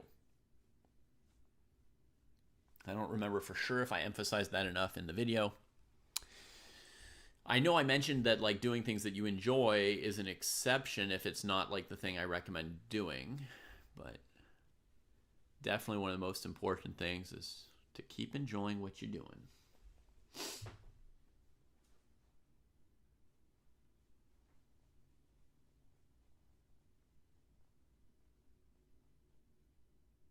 Oh, queen b3 check at the end, and then taking the f-pawn. So queen b3, queen e6, queen f3, queen f5 check, queen takes, g takes, h5, f6, h4, king g6, h3, f7, h2, queens with check. Oh my god. Okay, that came through. I'm glad to hear that for sure. e5 played. All right, folks, here's the variation I just calculated. Takes, here, here, here, here, here, here, here. This is an example of the longest you can basically ever calculate in chess because it's got multiple pawn races. We block here, here, here, here, here, here, here, here, here, here, here, here. Queens with check, king moves somewhere, queen here winning. That was a 13-move variation.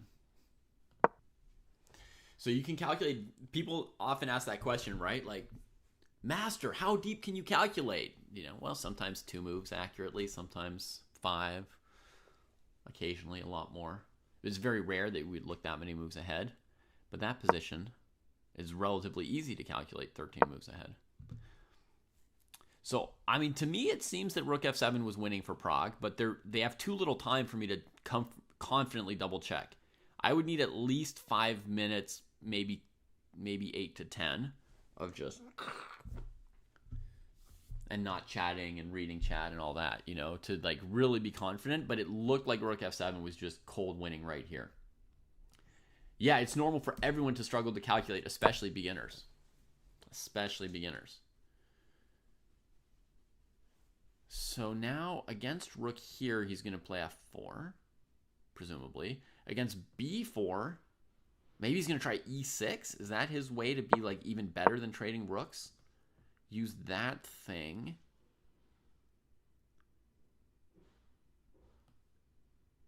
To get into this sort of a scenario. But then this is messy to calculate, right?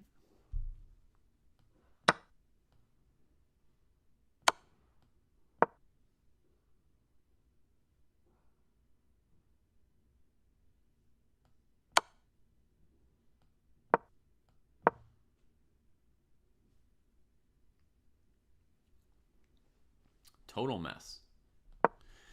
E5, no move played yet, but I don't think black has much better to do than B4. I do think that after B4, Rook F7 still transposes to a winning position for white. that I calculated on the previous move with rook f7. So maybe he'll just take next move. Cross online. If you lead with rook f7, rook king f7, king d4 moves the king's queening square.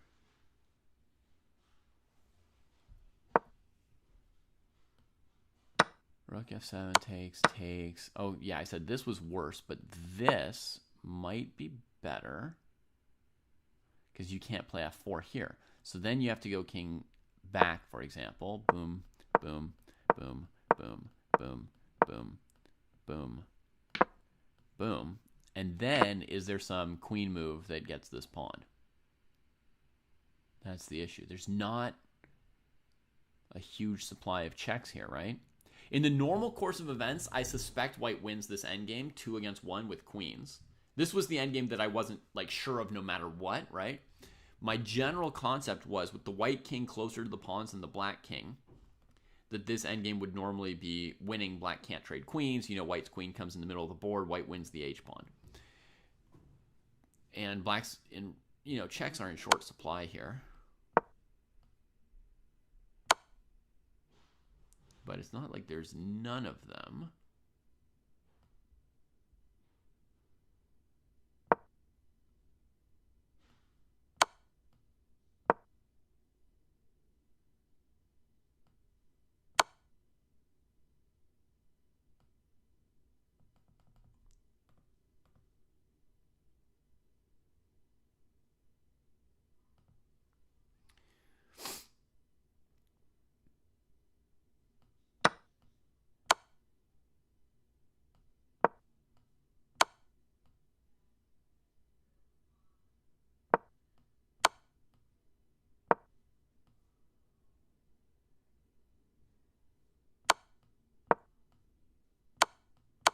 Yeah. Looks like black should run out of angles here because of this g7 square. You can never check the king, allowing a queen g7. But yeah, I mean, that's the thing I wouldn't be 100% sure of. See what's happening in the game. They've got so little time that probably a move or two has been played. King d5 played. So then he's got to play f4 to defend the pawn. Now b4 comes. Now there's e6 or rook takes, right? There's both. But e6, rook d6 might be a problem.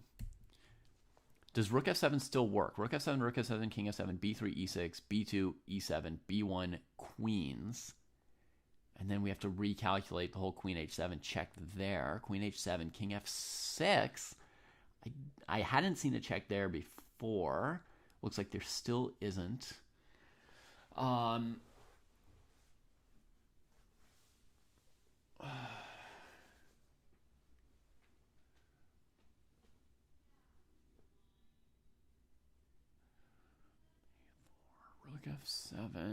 Rook f7, king f7.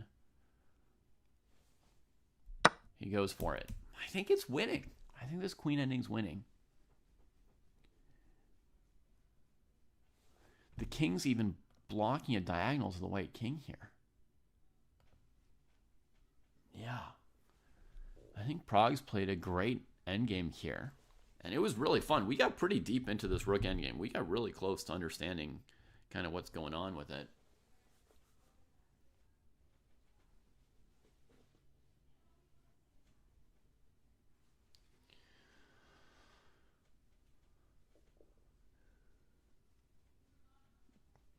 Oh, Charlie, you're not a beginner anymore. No. You're an experienced chess player.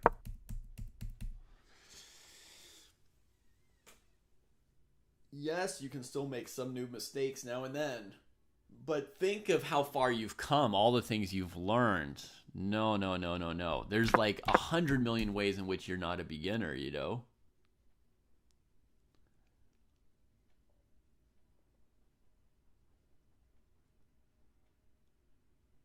Yeah, so here it looks like black's out of checks after queen h7, king f6, or queen b7, queen e7.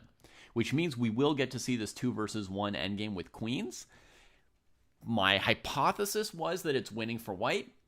I would also guess that there's still some skill required. Like you have to do some calculations. You can't take your hands off and just let it win on its own.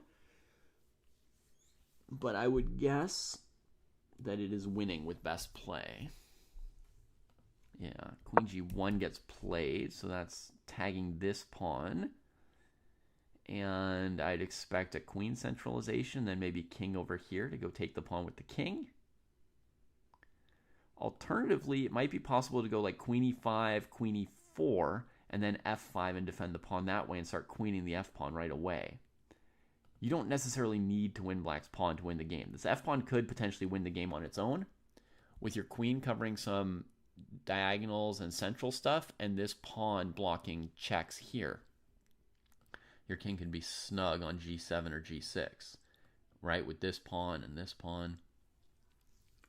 If you imagine your queen on e4, you go f5, f6, and you put your queen on e6, your king can come here, queen's defending that pawn. That looks like the shape of a win. So I think queen e5 to e4 and then f5 makes a lot of sense. And I think queen e6, king g6 also looks winning.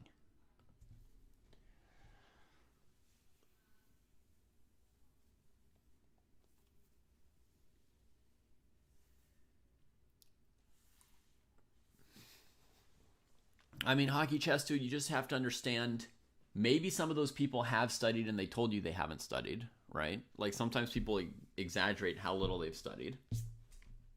So that's one part of explaining those people. Some of them have actually studied.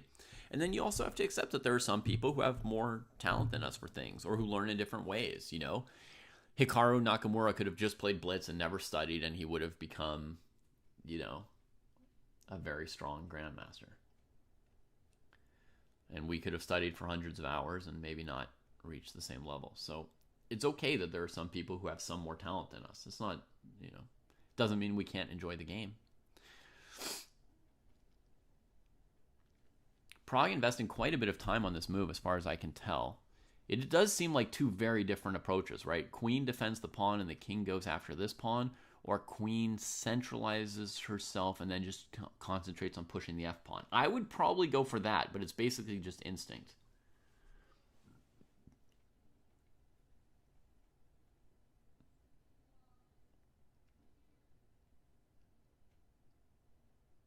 I think you're right, Foos.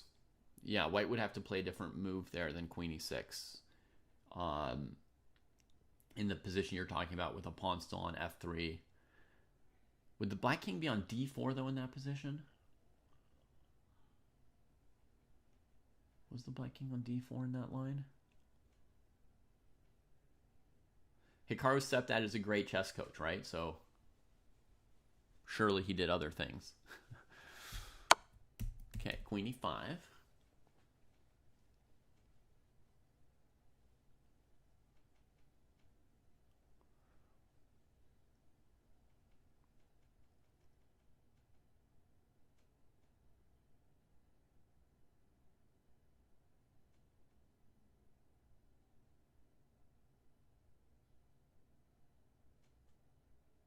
The time is definitely a factor here, Putsy, because they don't have enough time to calculate with confidence.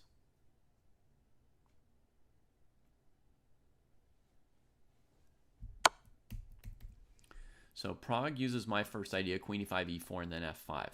But yeah, he's got a minute, and to win this endgame, white's going to have to calculate these variations where you get out of perpetual. You know what I mean? Like, your opponent checks, you move here, they check, you move here, they check, you block. And then, oh, they run out of checks, right? But those lines are some of the hardest lines in all of chess to calculate, so a minute is definitely a factor that he cannot calculate those lines as deeply as he'd like. Chitambaram doesn't know if it matters what square his king goes to, because the position of the black king is going to determine what counter checks there are for white, right? Like if you put your king here, then you can't check on this diagonal because of queen e6 block, right? But if you put your king here, then you can't check on d7 because of queen e7. So he knows that what square he picks kind of matters. c5 is similar, right? You won't be able to check on the 7th rank because of queen e7 block. He knows that it might matter what square he puts his king on.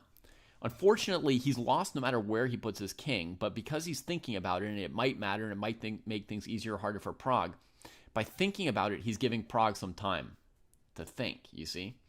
So it's a tough spot. And I think eventually, the odds are he'll probably lose. F5, F6. It looks like a good plan. Looks like there's lots of angles for hiding this king. Maybe he has to play like H5 to sack the pawn just to get rid of the G pawn. But there's very few scenarios where that's going to work either. The worst case is you play H5 when white can readjust the queen with checks and then push G5. So this is the only game in the top master section that's still going, Victor Benny. I haven't checked the challengers yet today because I've been so busy, but I will have a glance at it a little bit later.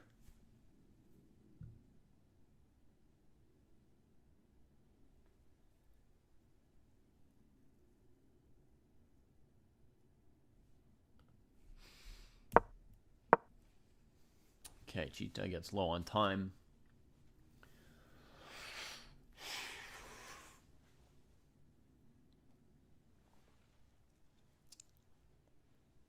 I feel fairly confident, and I feel like with a 30-second increment, I'd be feeling good at the board too. Like, this is going to be the one queen ending I play well in my life. I'm going to get this one. I'm going to get this one down right.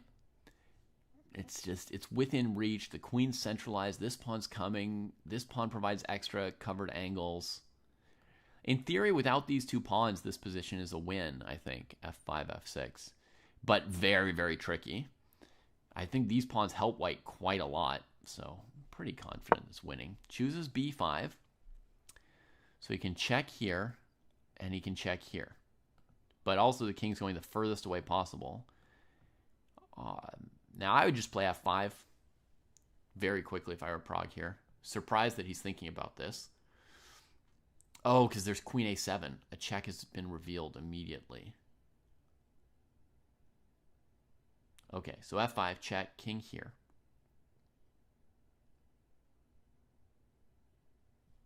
Check to keep the king from taking the pawn, F6. Nah, there's nothing to think about. Let's go. Woo! Does it. But he did think about it, which I would say he shouldn't have.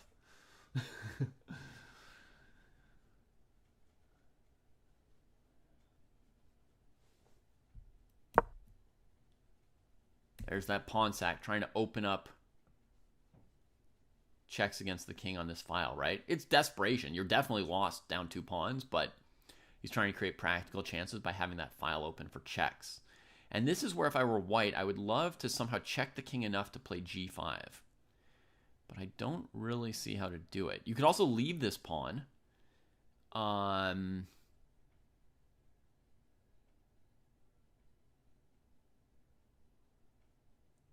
play like, F6. And then if they take, here or something. And let this pawn block the file. I don't think he will. Okay, he has only so much time. He takes the pawn. Which is what Arvind wanted. I assume this move was interesting as well. This queen check, king here, I guess. Yeah, I don't see how to make it better. Okay, so it makes sense. He takes, gets checked, and now you see king on G6. There's a check.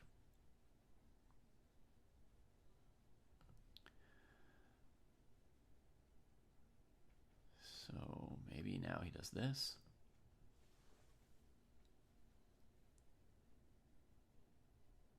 Oh, we can also hide here pretty well, king F8, because there's queen E8 check.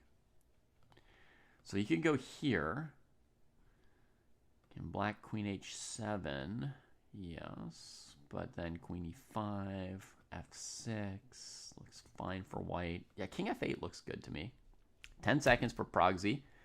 So if you had any doubt that the amount of time he had was a factor, it's been confirmed. Where are you going?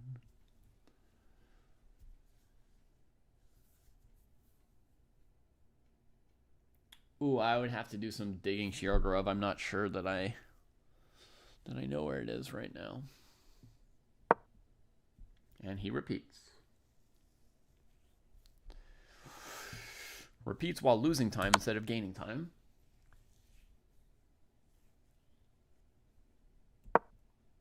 I now plays queen e7, not my king f8. Gets checkarooed.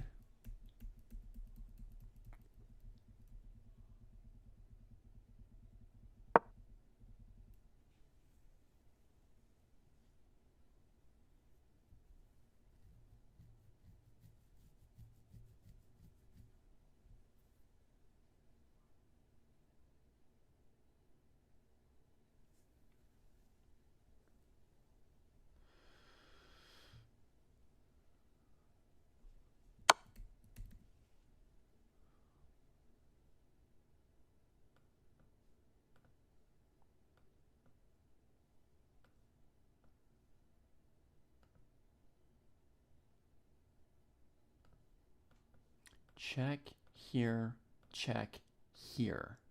And the queen's covering e3. So you can get out of checks for the moment with that. I think king f8 was easier and better than this, leaving the queen on e4 for another move. You always want to use these like tricks to cover extra squares if you can. Now he goes king f8. But now against queen c5, you can't block. I guess there was always, you know, if he'd gone here to begin with the queen here, was there still this move always? Yeah.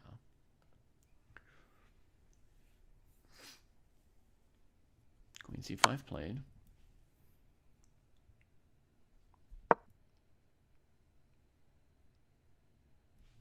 King e8. Wow, that's why you put the queen here. All right.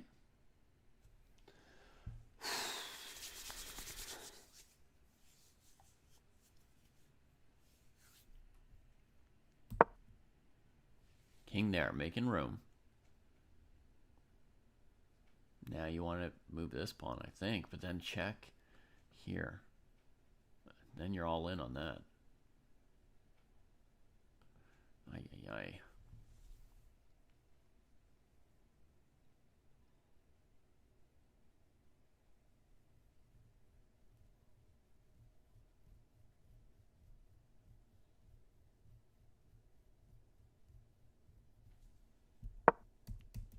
Okay, Prague is loath to give up the second pawn, so he pushes it instead of giving it. Queen check. He can go here. And then queen e5. Okay, he just comes across, which seems to allow f6.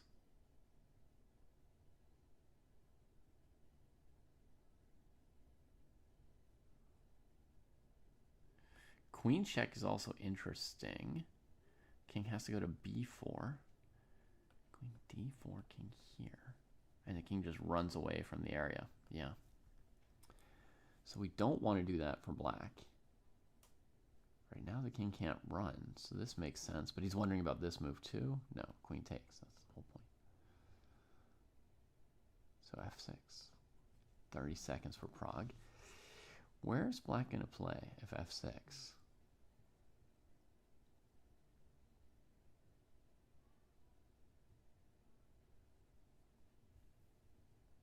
Don't really see a move for black that looks problematic after f6.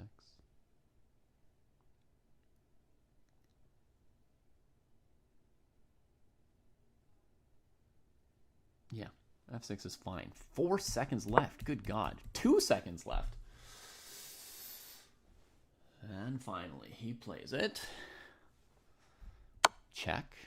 I've got a plan to get out of this. Here, check. Here, check. Here, check. Queen g8. That's the plan.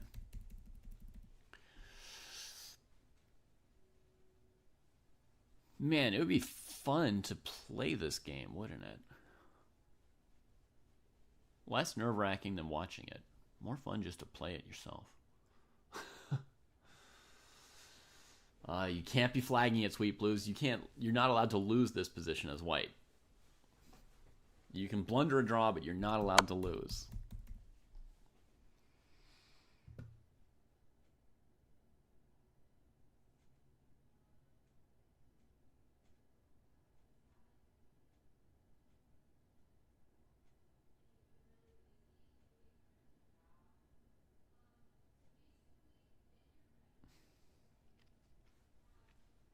Man, Prague has gotten himself so low on the clock playing this one out. He's gone down to his final couple seconds. He's been playing it a little bit slower than I would have probably done it, but there's an element where you're playing a little faster. Like, one element is like, you know, I got to save time and put pressure on the opponent, but another reason people sometimes play a little faster at this point is because secretly they just don't want to keep working.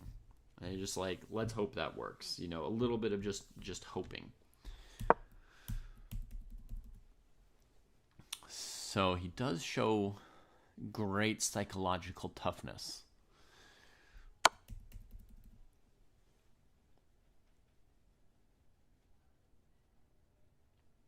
Now you could go king g8.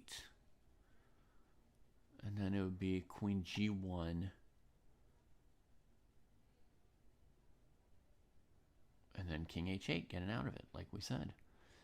And queen g5, king h7 also gets out of all checks. Yeah, so he comes across.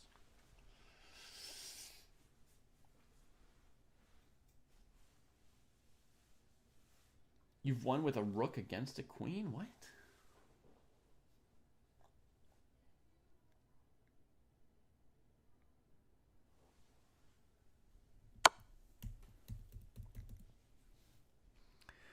Now going to the 8th rank makes sense.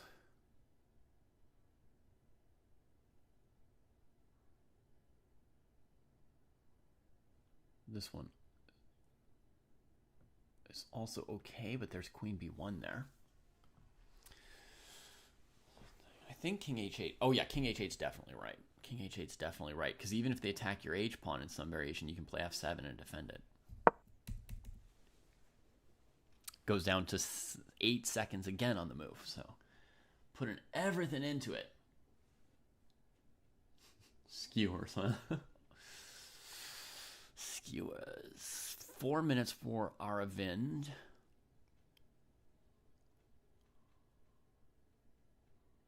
Man, now this is a 2700 level endgame that they've played here today. 2750 level endgame. This was a beautiful, beautiful endgame from Prague. Queen c5. So against f7, queen check, king there, just gets the queen stuck. f7, queen check here. King there, queen check, queen g6. Looks pretty easy. Yeah, he pushes it. Gets checked, step up, and block. Now the last defense is going to be sort of putting the queen on the 7th rank to try and pin that pawn or something. There it comes, the last line of defense.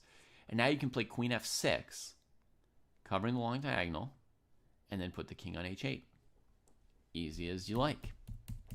That's the end. Every angle covered, right? Diagonal, file, and rank when you push. So it's over. Queen f6. What? Queen g6 played instead.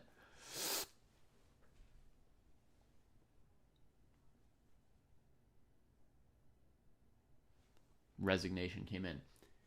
What do you mean by mate in one, Sweet Blues?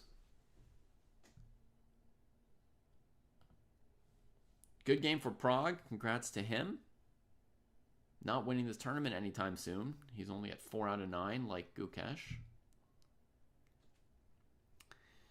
But it might be his first win of the tournament, so he needed that. Yeah, first win of the tournament, 4 out of 9.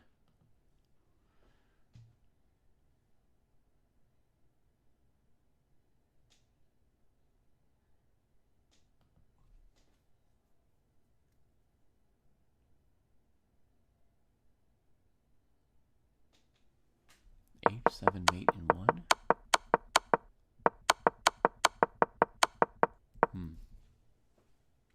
I don't know when he blundered a mate in one, but I don't think it was during this game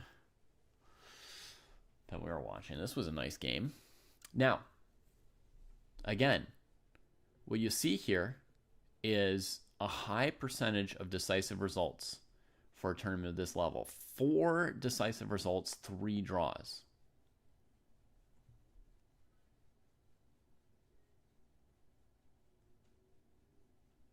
If He played h7. Oh, there was a moment where he could have, but didn't. Is that right?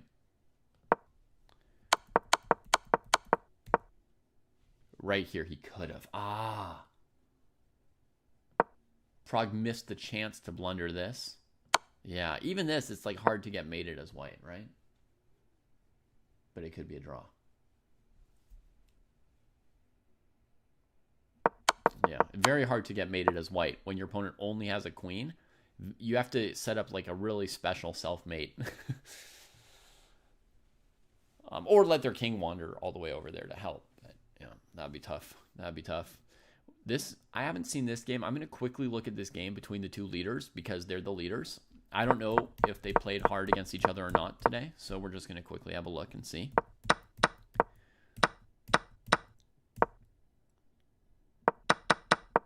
Okay, here Sindarov thought for like half an hour. Sacked the pawn. Develops.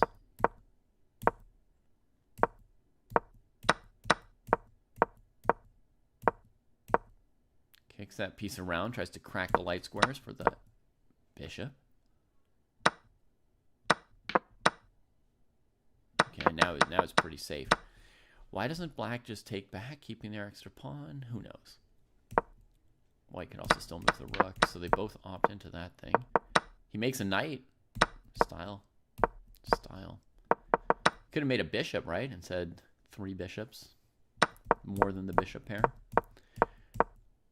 So, yeah, so they quickly got this endgame, which is interesting.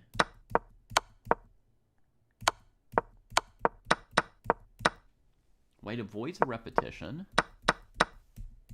And, yeah, holds on for a draw. Seems like a pretty real game. Sindarov was down to 4 minutes. Noterbeck was more confident, was using the clock as a weapon a little bit. Had extra time on the clock. He was confident in his position.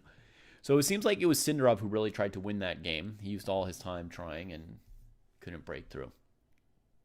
Now, let's have a look at today's challengers section, aka the B section. E6. Hang on. Let me see that real quick. B takes C6, B takes C6, E6. Yeah, totally, Pussy. Have a good evening.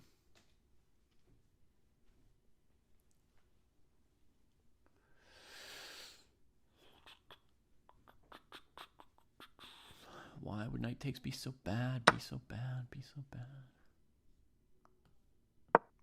Trying to go here. There's even knight C5.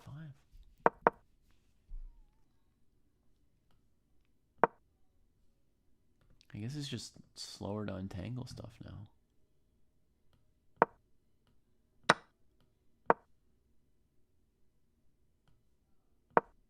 Whoops, sorry. What am I doing? G6 hanging the rook. I apologize. You didn't see any of that. Hang on. Okay, rook A6. How do we get out? Knight D8.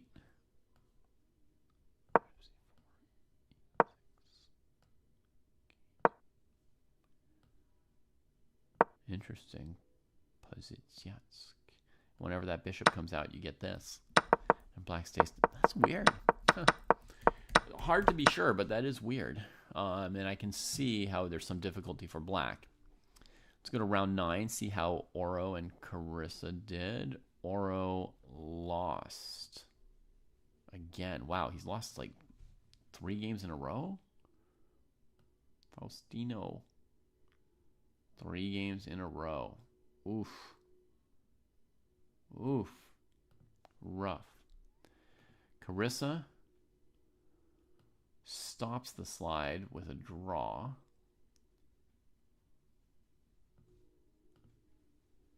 Let's have a quick look at her game.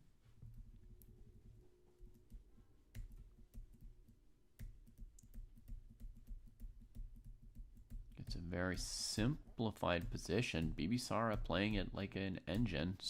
So does Carissa.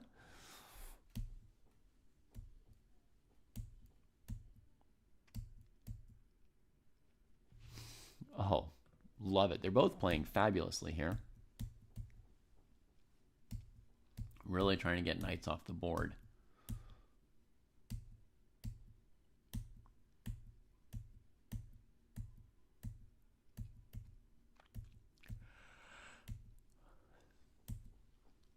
So black's up a pawn, but the file is, you know, semi-compensating for it.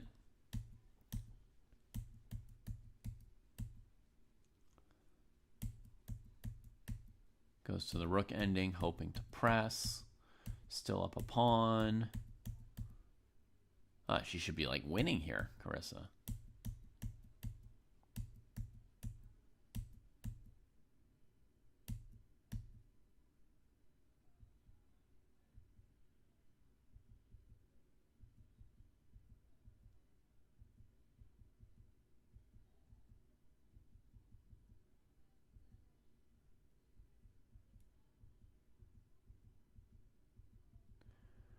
Wow, brutal that she couldn't win this game. Brutal. Brutal. Oh, she was so close.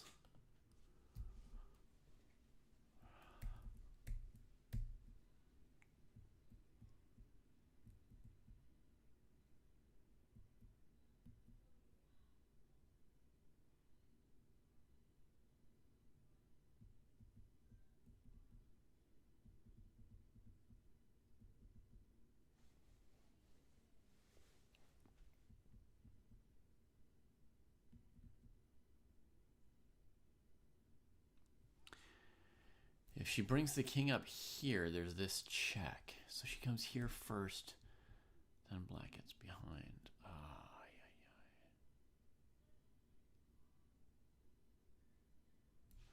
What if he played like here, threatening mate, rook check here. A7's what black's going to play to not give her that right away. And that's just like the game. Maybe she pushed this h-pawn too much.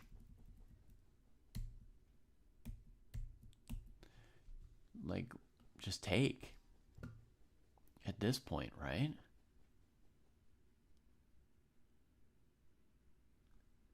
Then which way does white go? Defending this pawn. It just looks like a simpler move.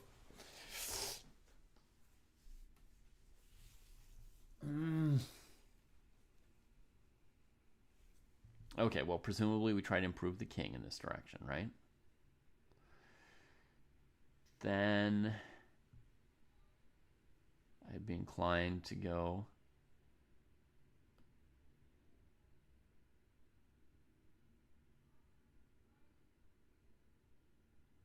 here.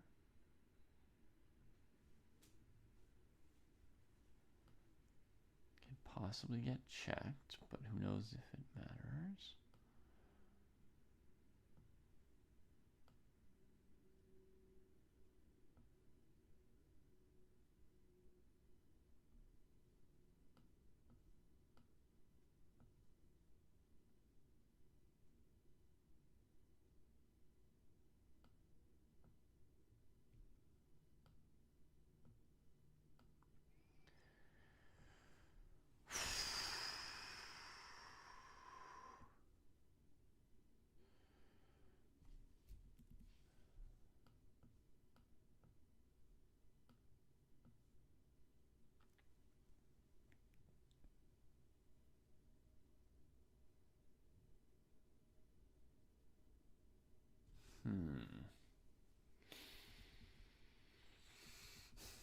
Still not completely sure we're winning. You're saying king g5 maybe instead of king g3.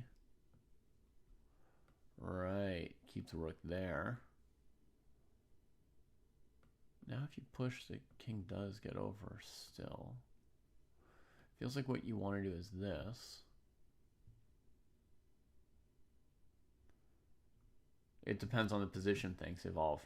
In theory, even without this pawn, this endgame is drawable for white. Actually, right? With the king here. But very hard to do. So she's probably not quite winning at any point here. It looks so close, though. Ugh.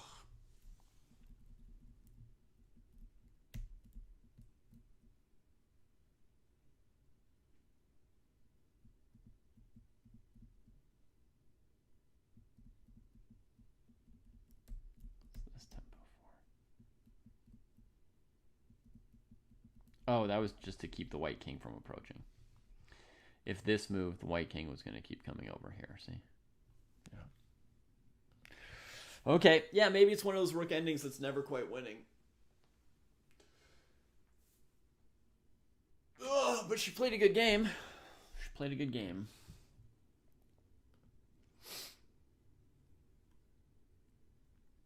Then, Andy Woodward. This is important game because he is competing for first place, 7.5 out of 9 now. Huge score. Let's see how the game went. Quid.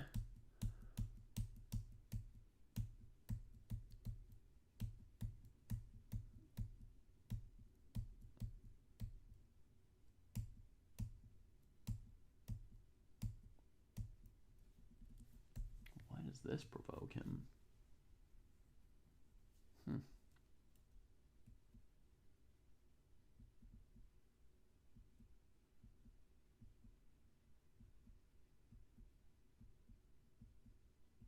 Nice bishop. Nice bishop. Whoa! The positional chess of Andy Woodward.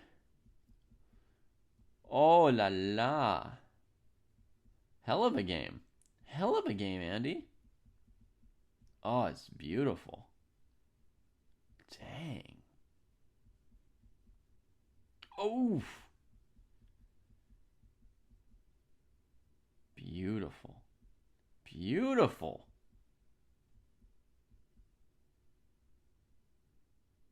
This game is exquisite.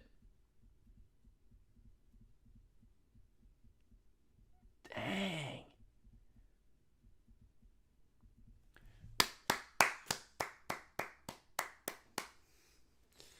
What else can you say? That was gorgeous. Gorgeous. Whew. Goodness. Goodness me, oh my.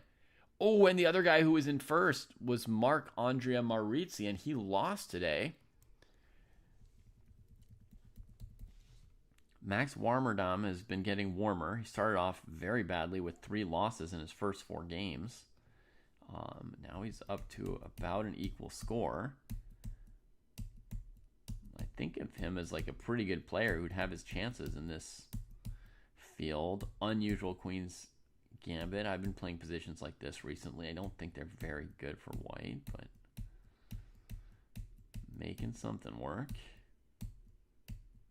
Leaves the king in the middle. Finds a job for A2.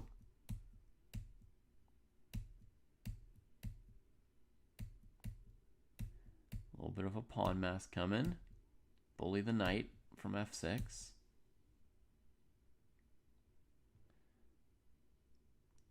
Big moment. So I think the idea is if FE, he's going to take twice here and then go rook D7. Not recapture on E6. Oh, black does take there. Okay, rook G7, right? Yep. Got it. Hello, rook here. Now. There might be rook E7.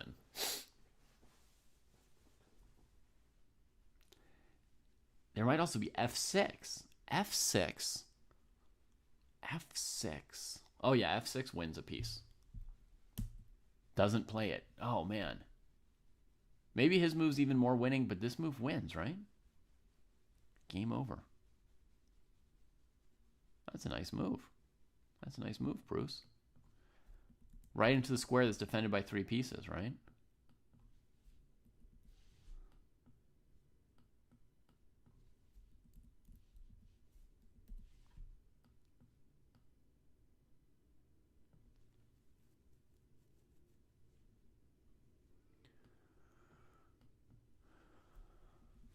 Okay, so F6 winning a full piece. It was move 37. Maybe he missed it because, like, if you see that move, the game is over at this level. F6, done. Queen G4, he's going to put a pawn on E6. It looks also just winning. Some checks. Threatens rook E7. The queen can't get over to defend. Oh, he's got just a winning position. Checks here. Checks him here. Checks him. Beautiful. Beautiful, Max. Beautiful. I think what he did was just as winning as f6. I don't think it really mattered. His way, he has to do like an easy calculation a couple moves later because he just gets to play with this extra pawn on e6, which is sort of like a crushing advantage with the queen stuck over here. But f6, yeah, equal. f6 and queen g4 equally winning. There, nice. Nice game for Max. Unfortunate for Maurizi, who really, I think he was a half a point behind Van Nguyen last year. Maurizi was. So this year, he's trying to win the tournament. That's his only goal here, is to win that tournament. But now he's behind both Suleimanli, who is now half a point ahead of him, and Andy Woodward, who is a full point ahead of him. Erwin Lamy finally wins. How did Ivanchuk do? Draw. And Li Miao Yi won a game. Wow, she's got 0 draws in 9 games. The young Chinese girl. Impressive. Okay, folks, so that's my rundown of Wijk on Zee round 9. I assume there's round 10 tomorrow, but I've got the dojo group lessons tomorrow, so I won't be able to look at Wijk on Zee tomorrow for round 10. Maybe round 11 on Thursday will work out for me. I think it should, if there's a round on Thursday. Let's check my calendar and Wijk on Zee's calendar. My calendar says I'm available Thursday morning to stream. And their schedule says that they do have a round on Thursday. Cool. Wait, round 9 is today. Round 10 is tomorrow. They don't have a round on Thursday. They have round 11 on Friday. Okay. So Friday I'll be able to look at a little bit of it. But we have our dojo meeting. Okay. So that's that for that, my friends.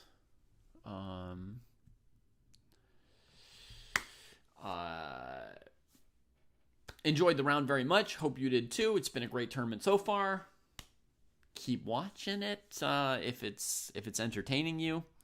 And we've got Yagiz Khan Erdogmas to keep our eyes on now, right? And Van Foreest. They've caught up with Javokir Sindarov. Very surprising, these guys here in the lead. Neiman's been slightly quiet with a couple draws the most recent games, but he's been in good form at this tournament. He's well within striking distance of trying to win the tournament. Honestly, even Bluebaum is. So these are the top 6 right now. Mainly one of those 6 probably is going to end up winning the tournament. It's not, other people aren't mathematically eliminated, but I would say these 6, they're all in good form. One of them is going to stay in good form, if not 3 or 4. So they're probably going to compete with each other for first place. And, yeah. Enjoy, everybody. Karen Z, thank you for those Bezos bucks. And I'll sign off now.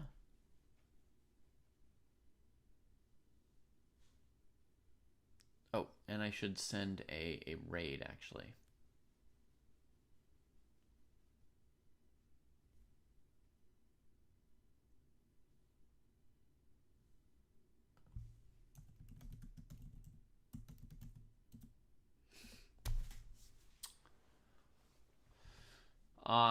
Yeah, Race to GM, you mostly just have to just get back into it, I'm sorry to give you a short answer because I'm leaving, but basically just start playing. Just jump in, play.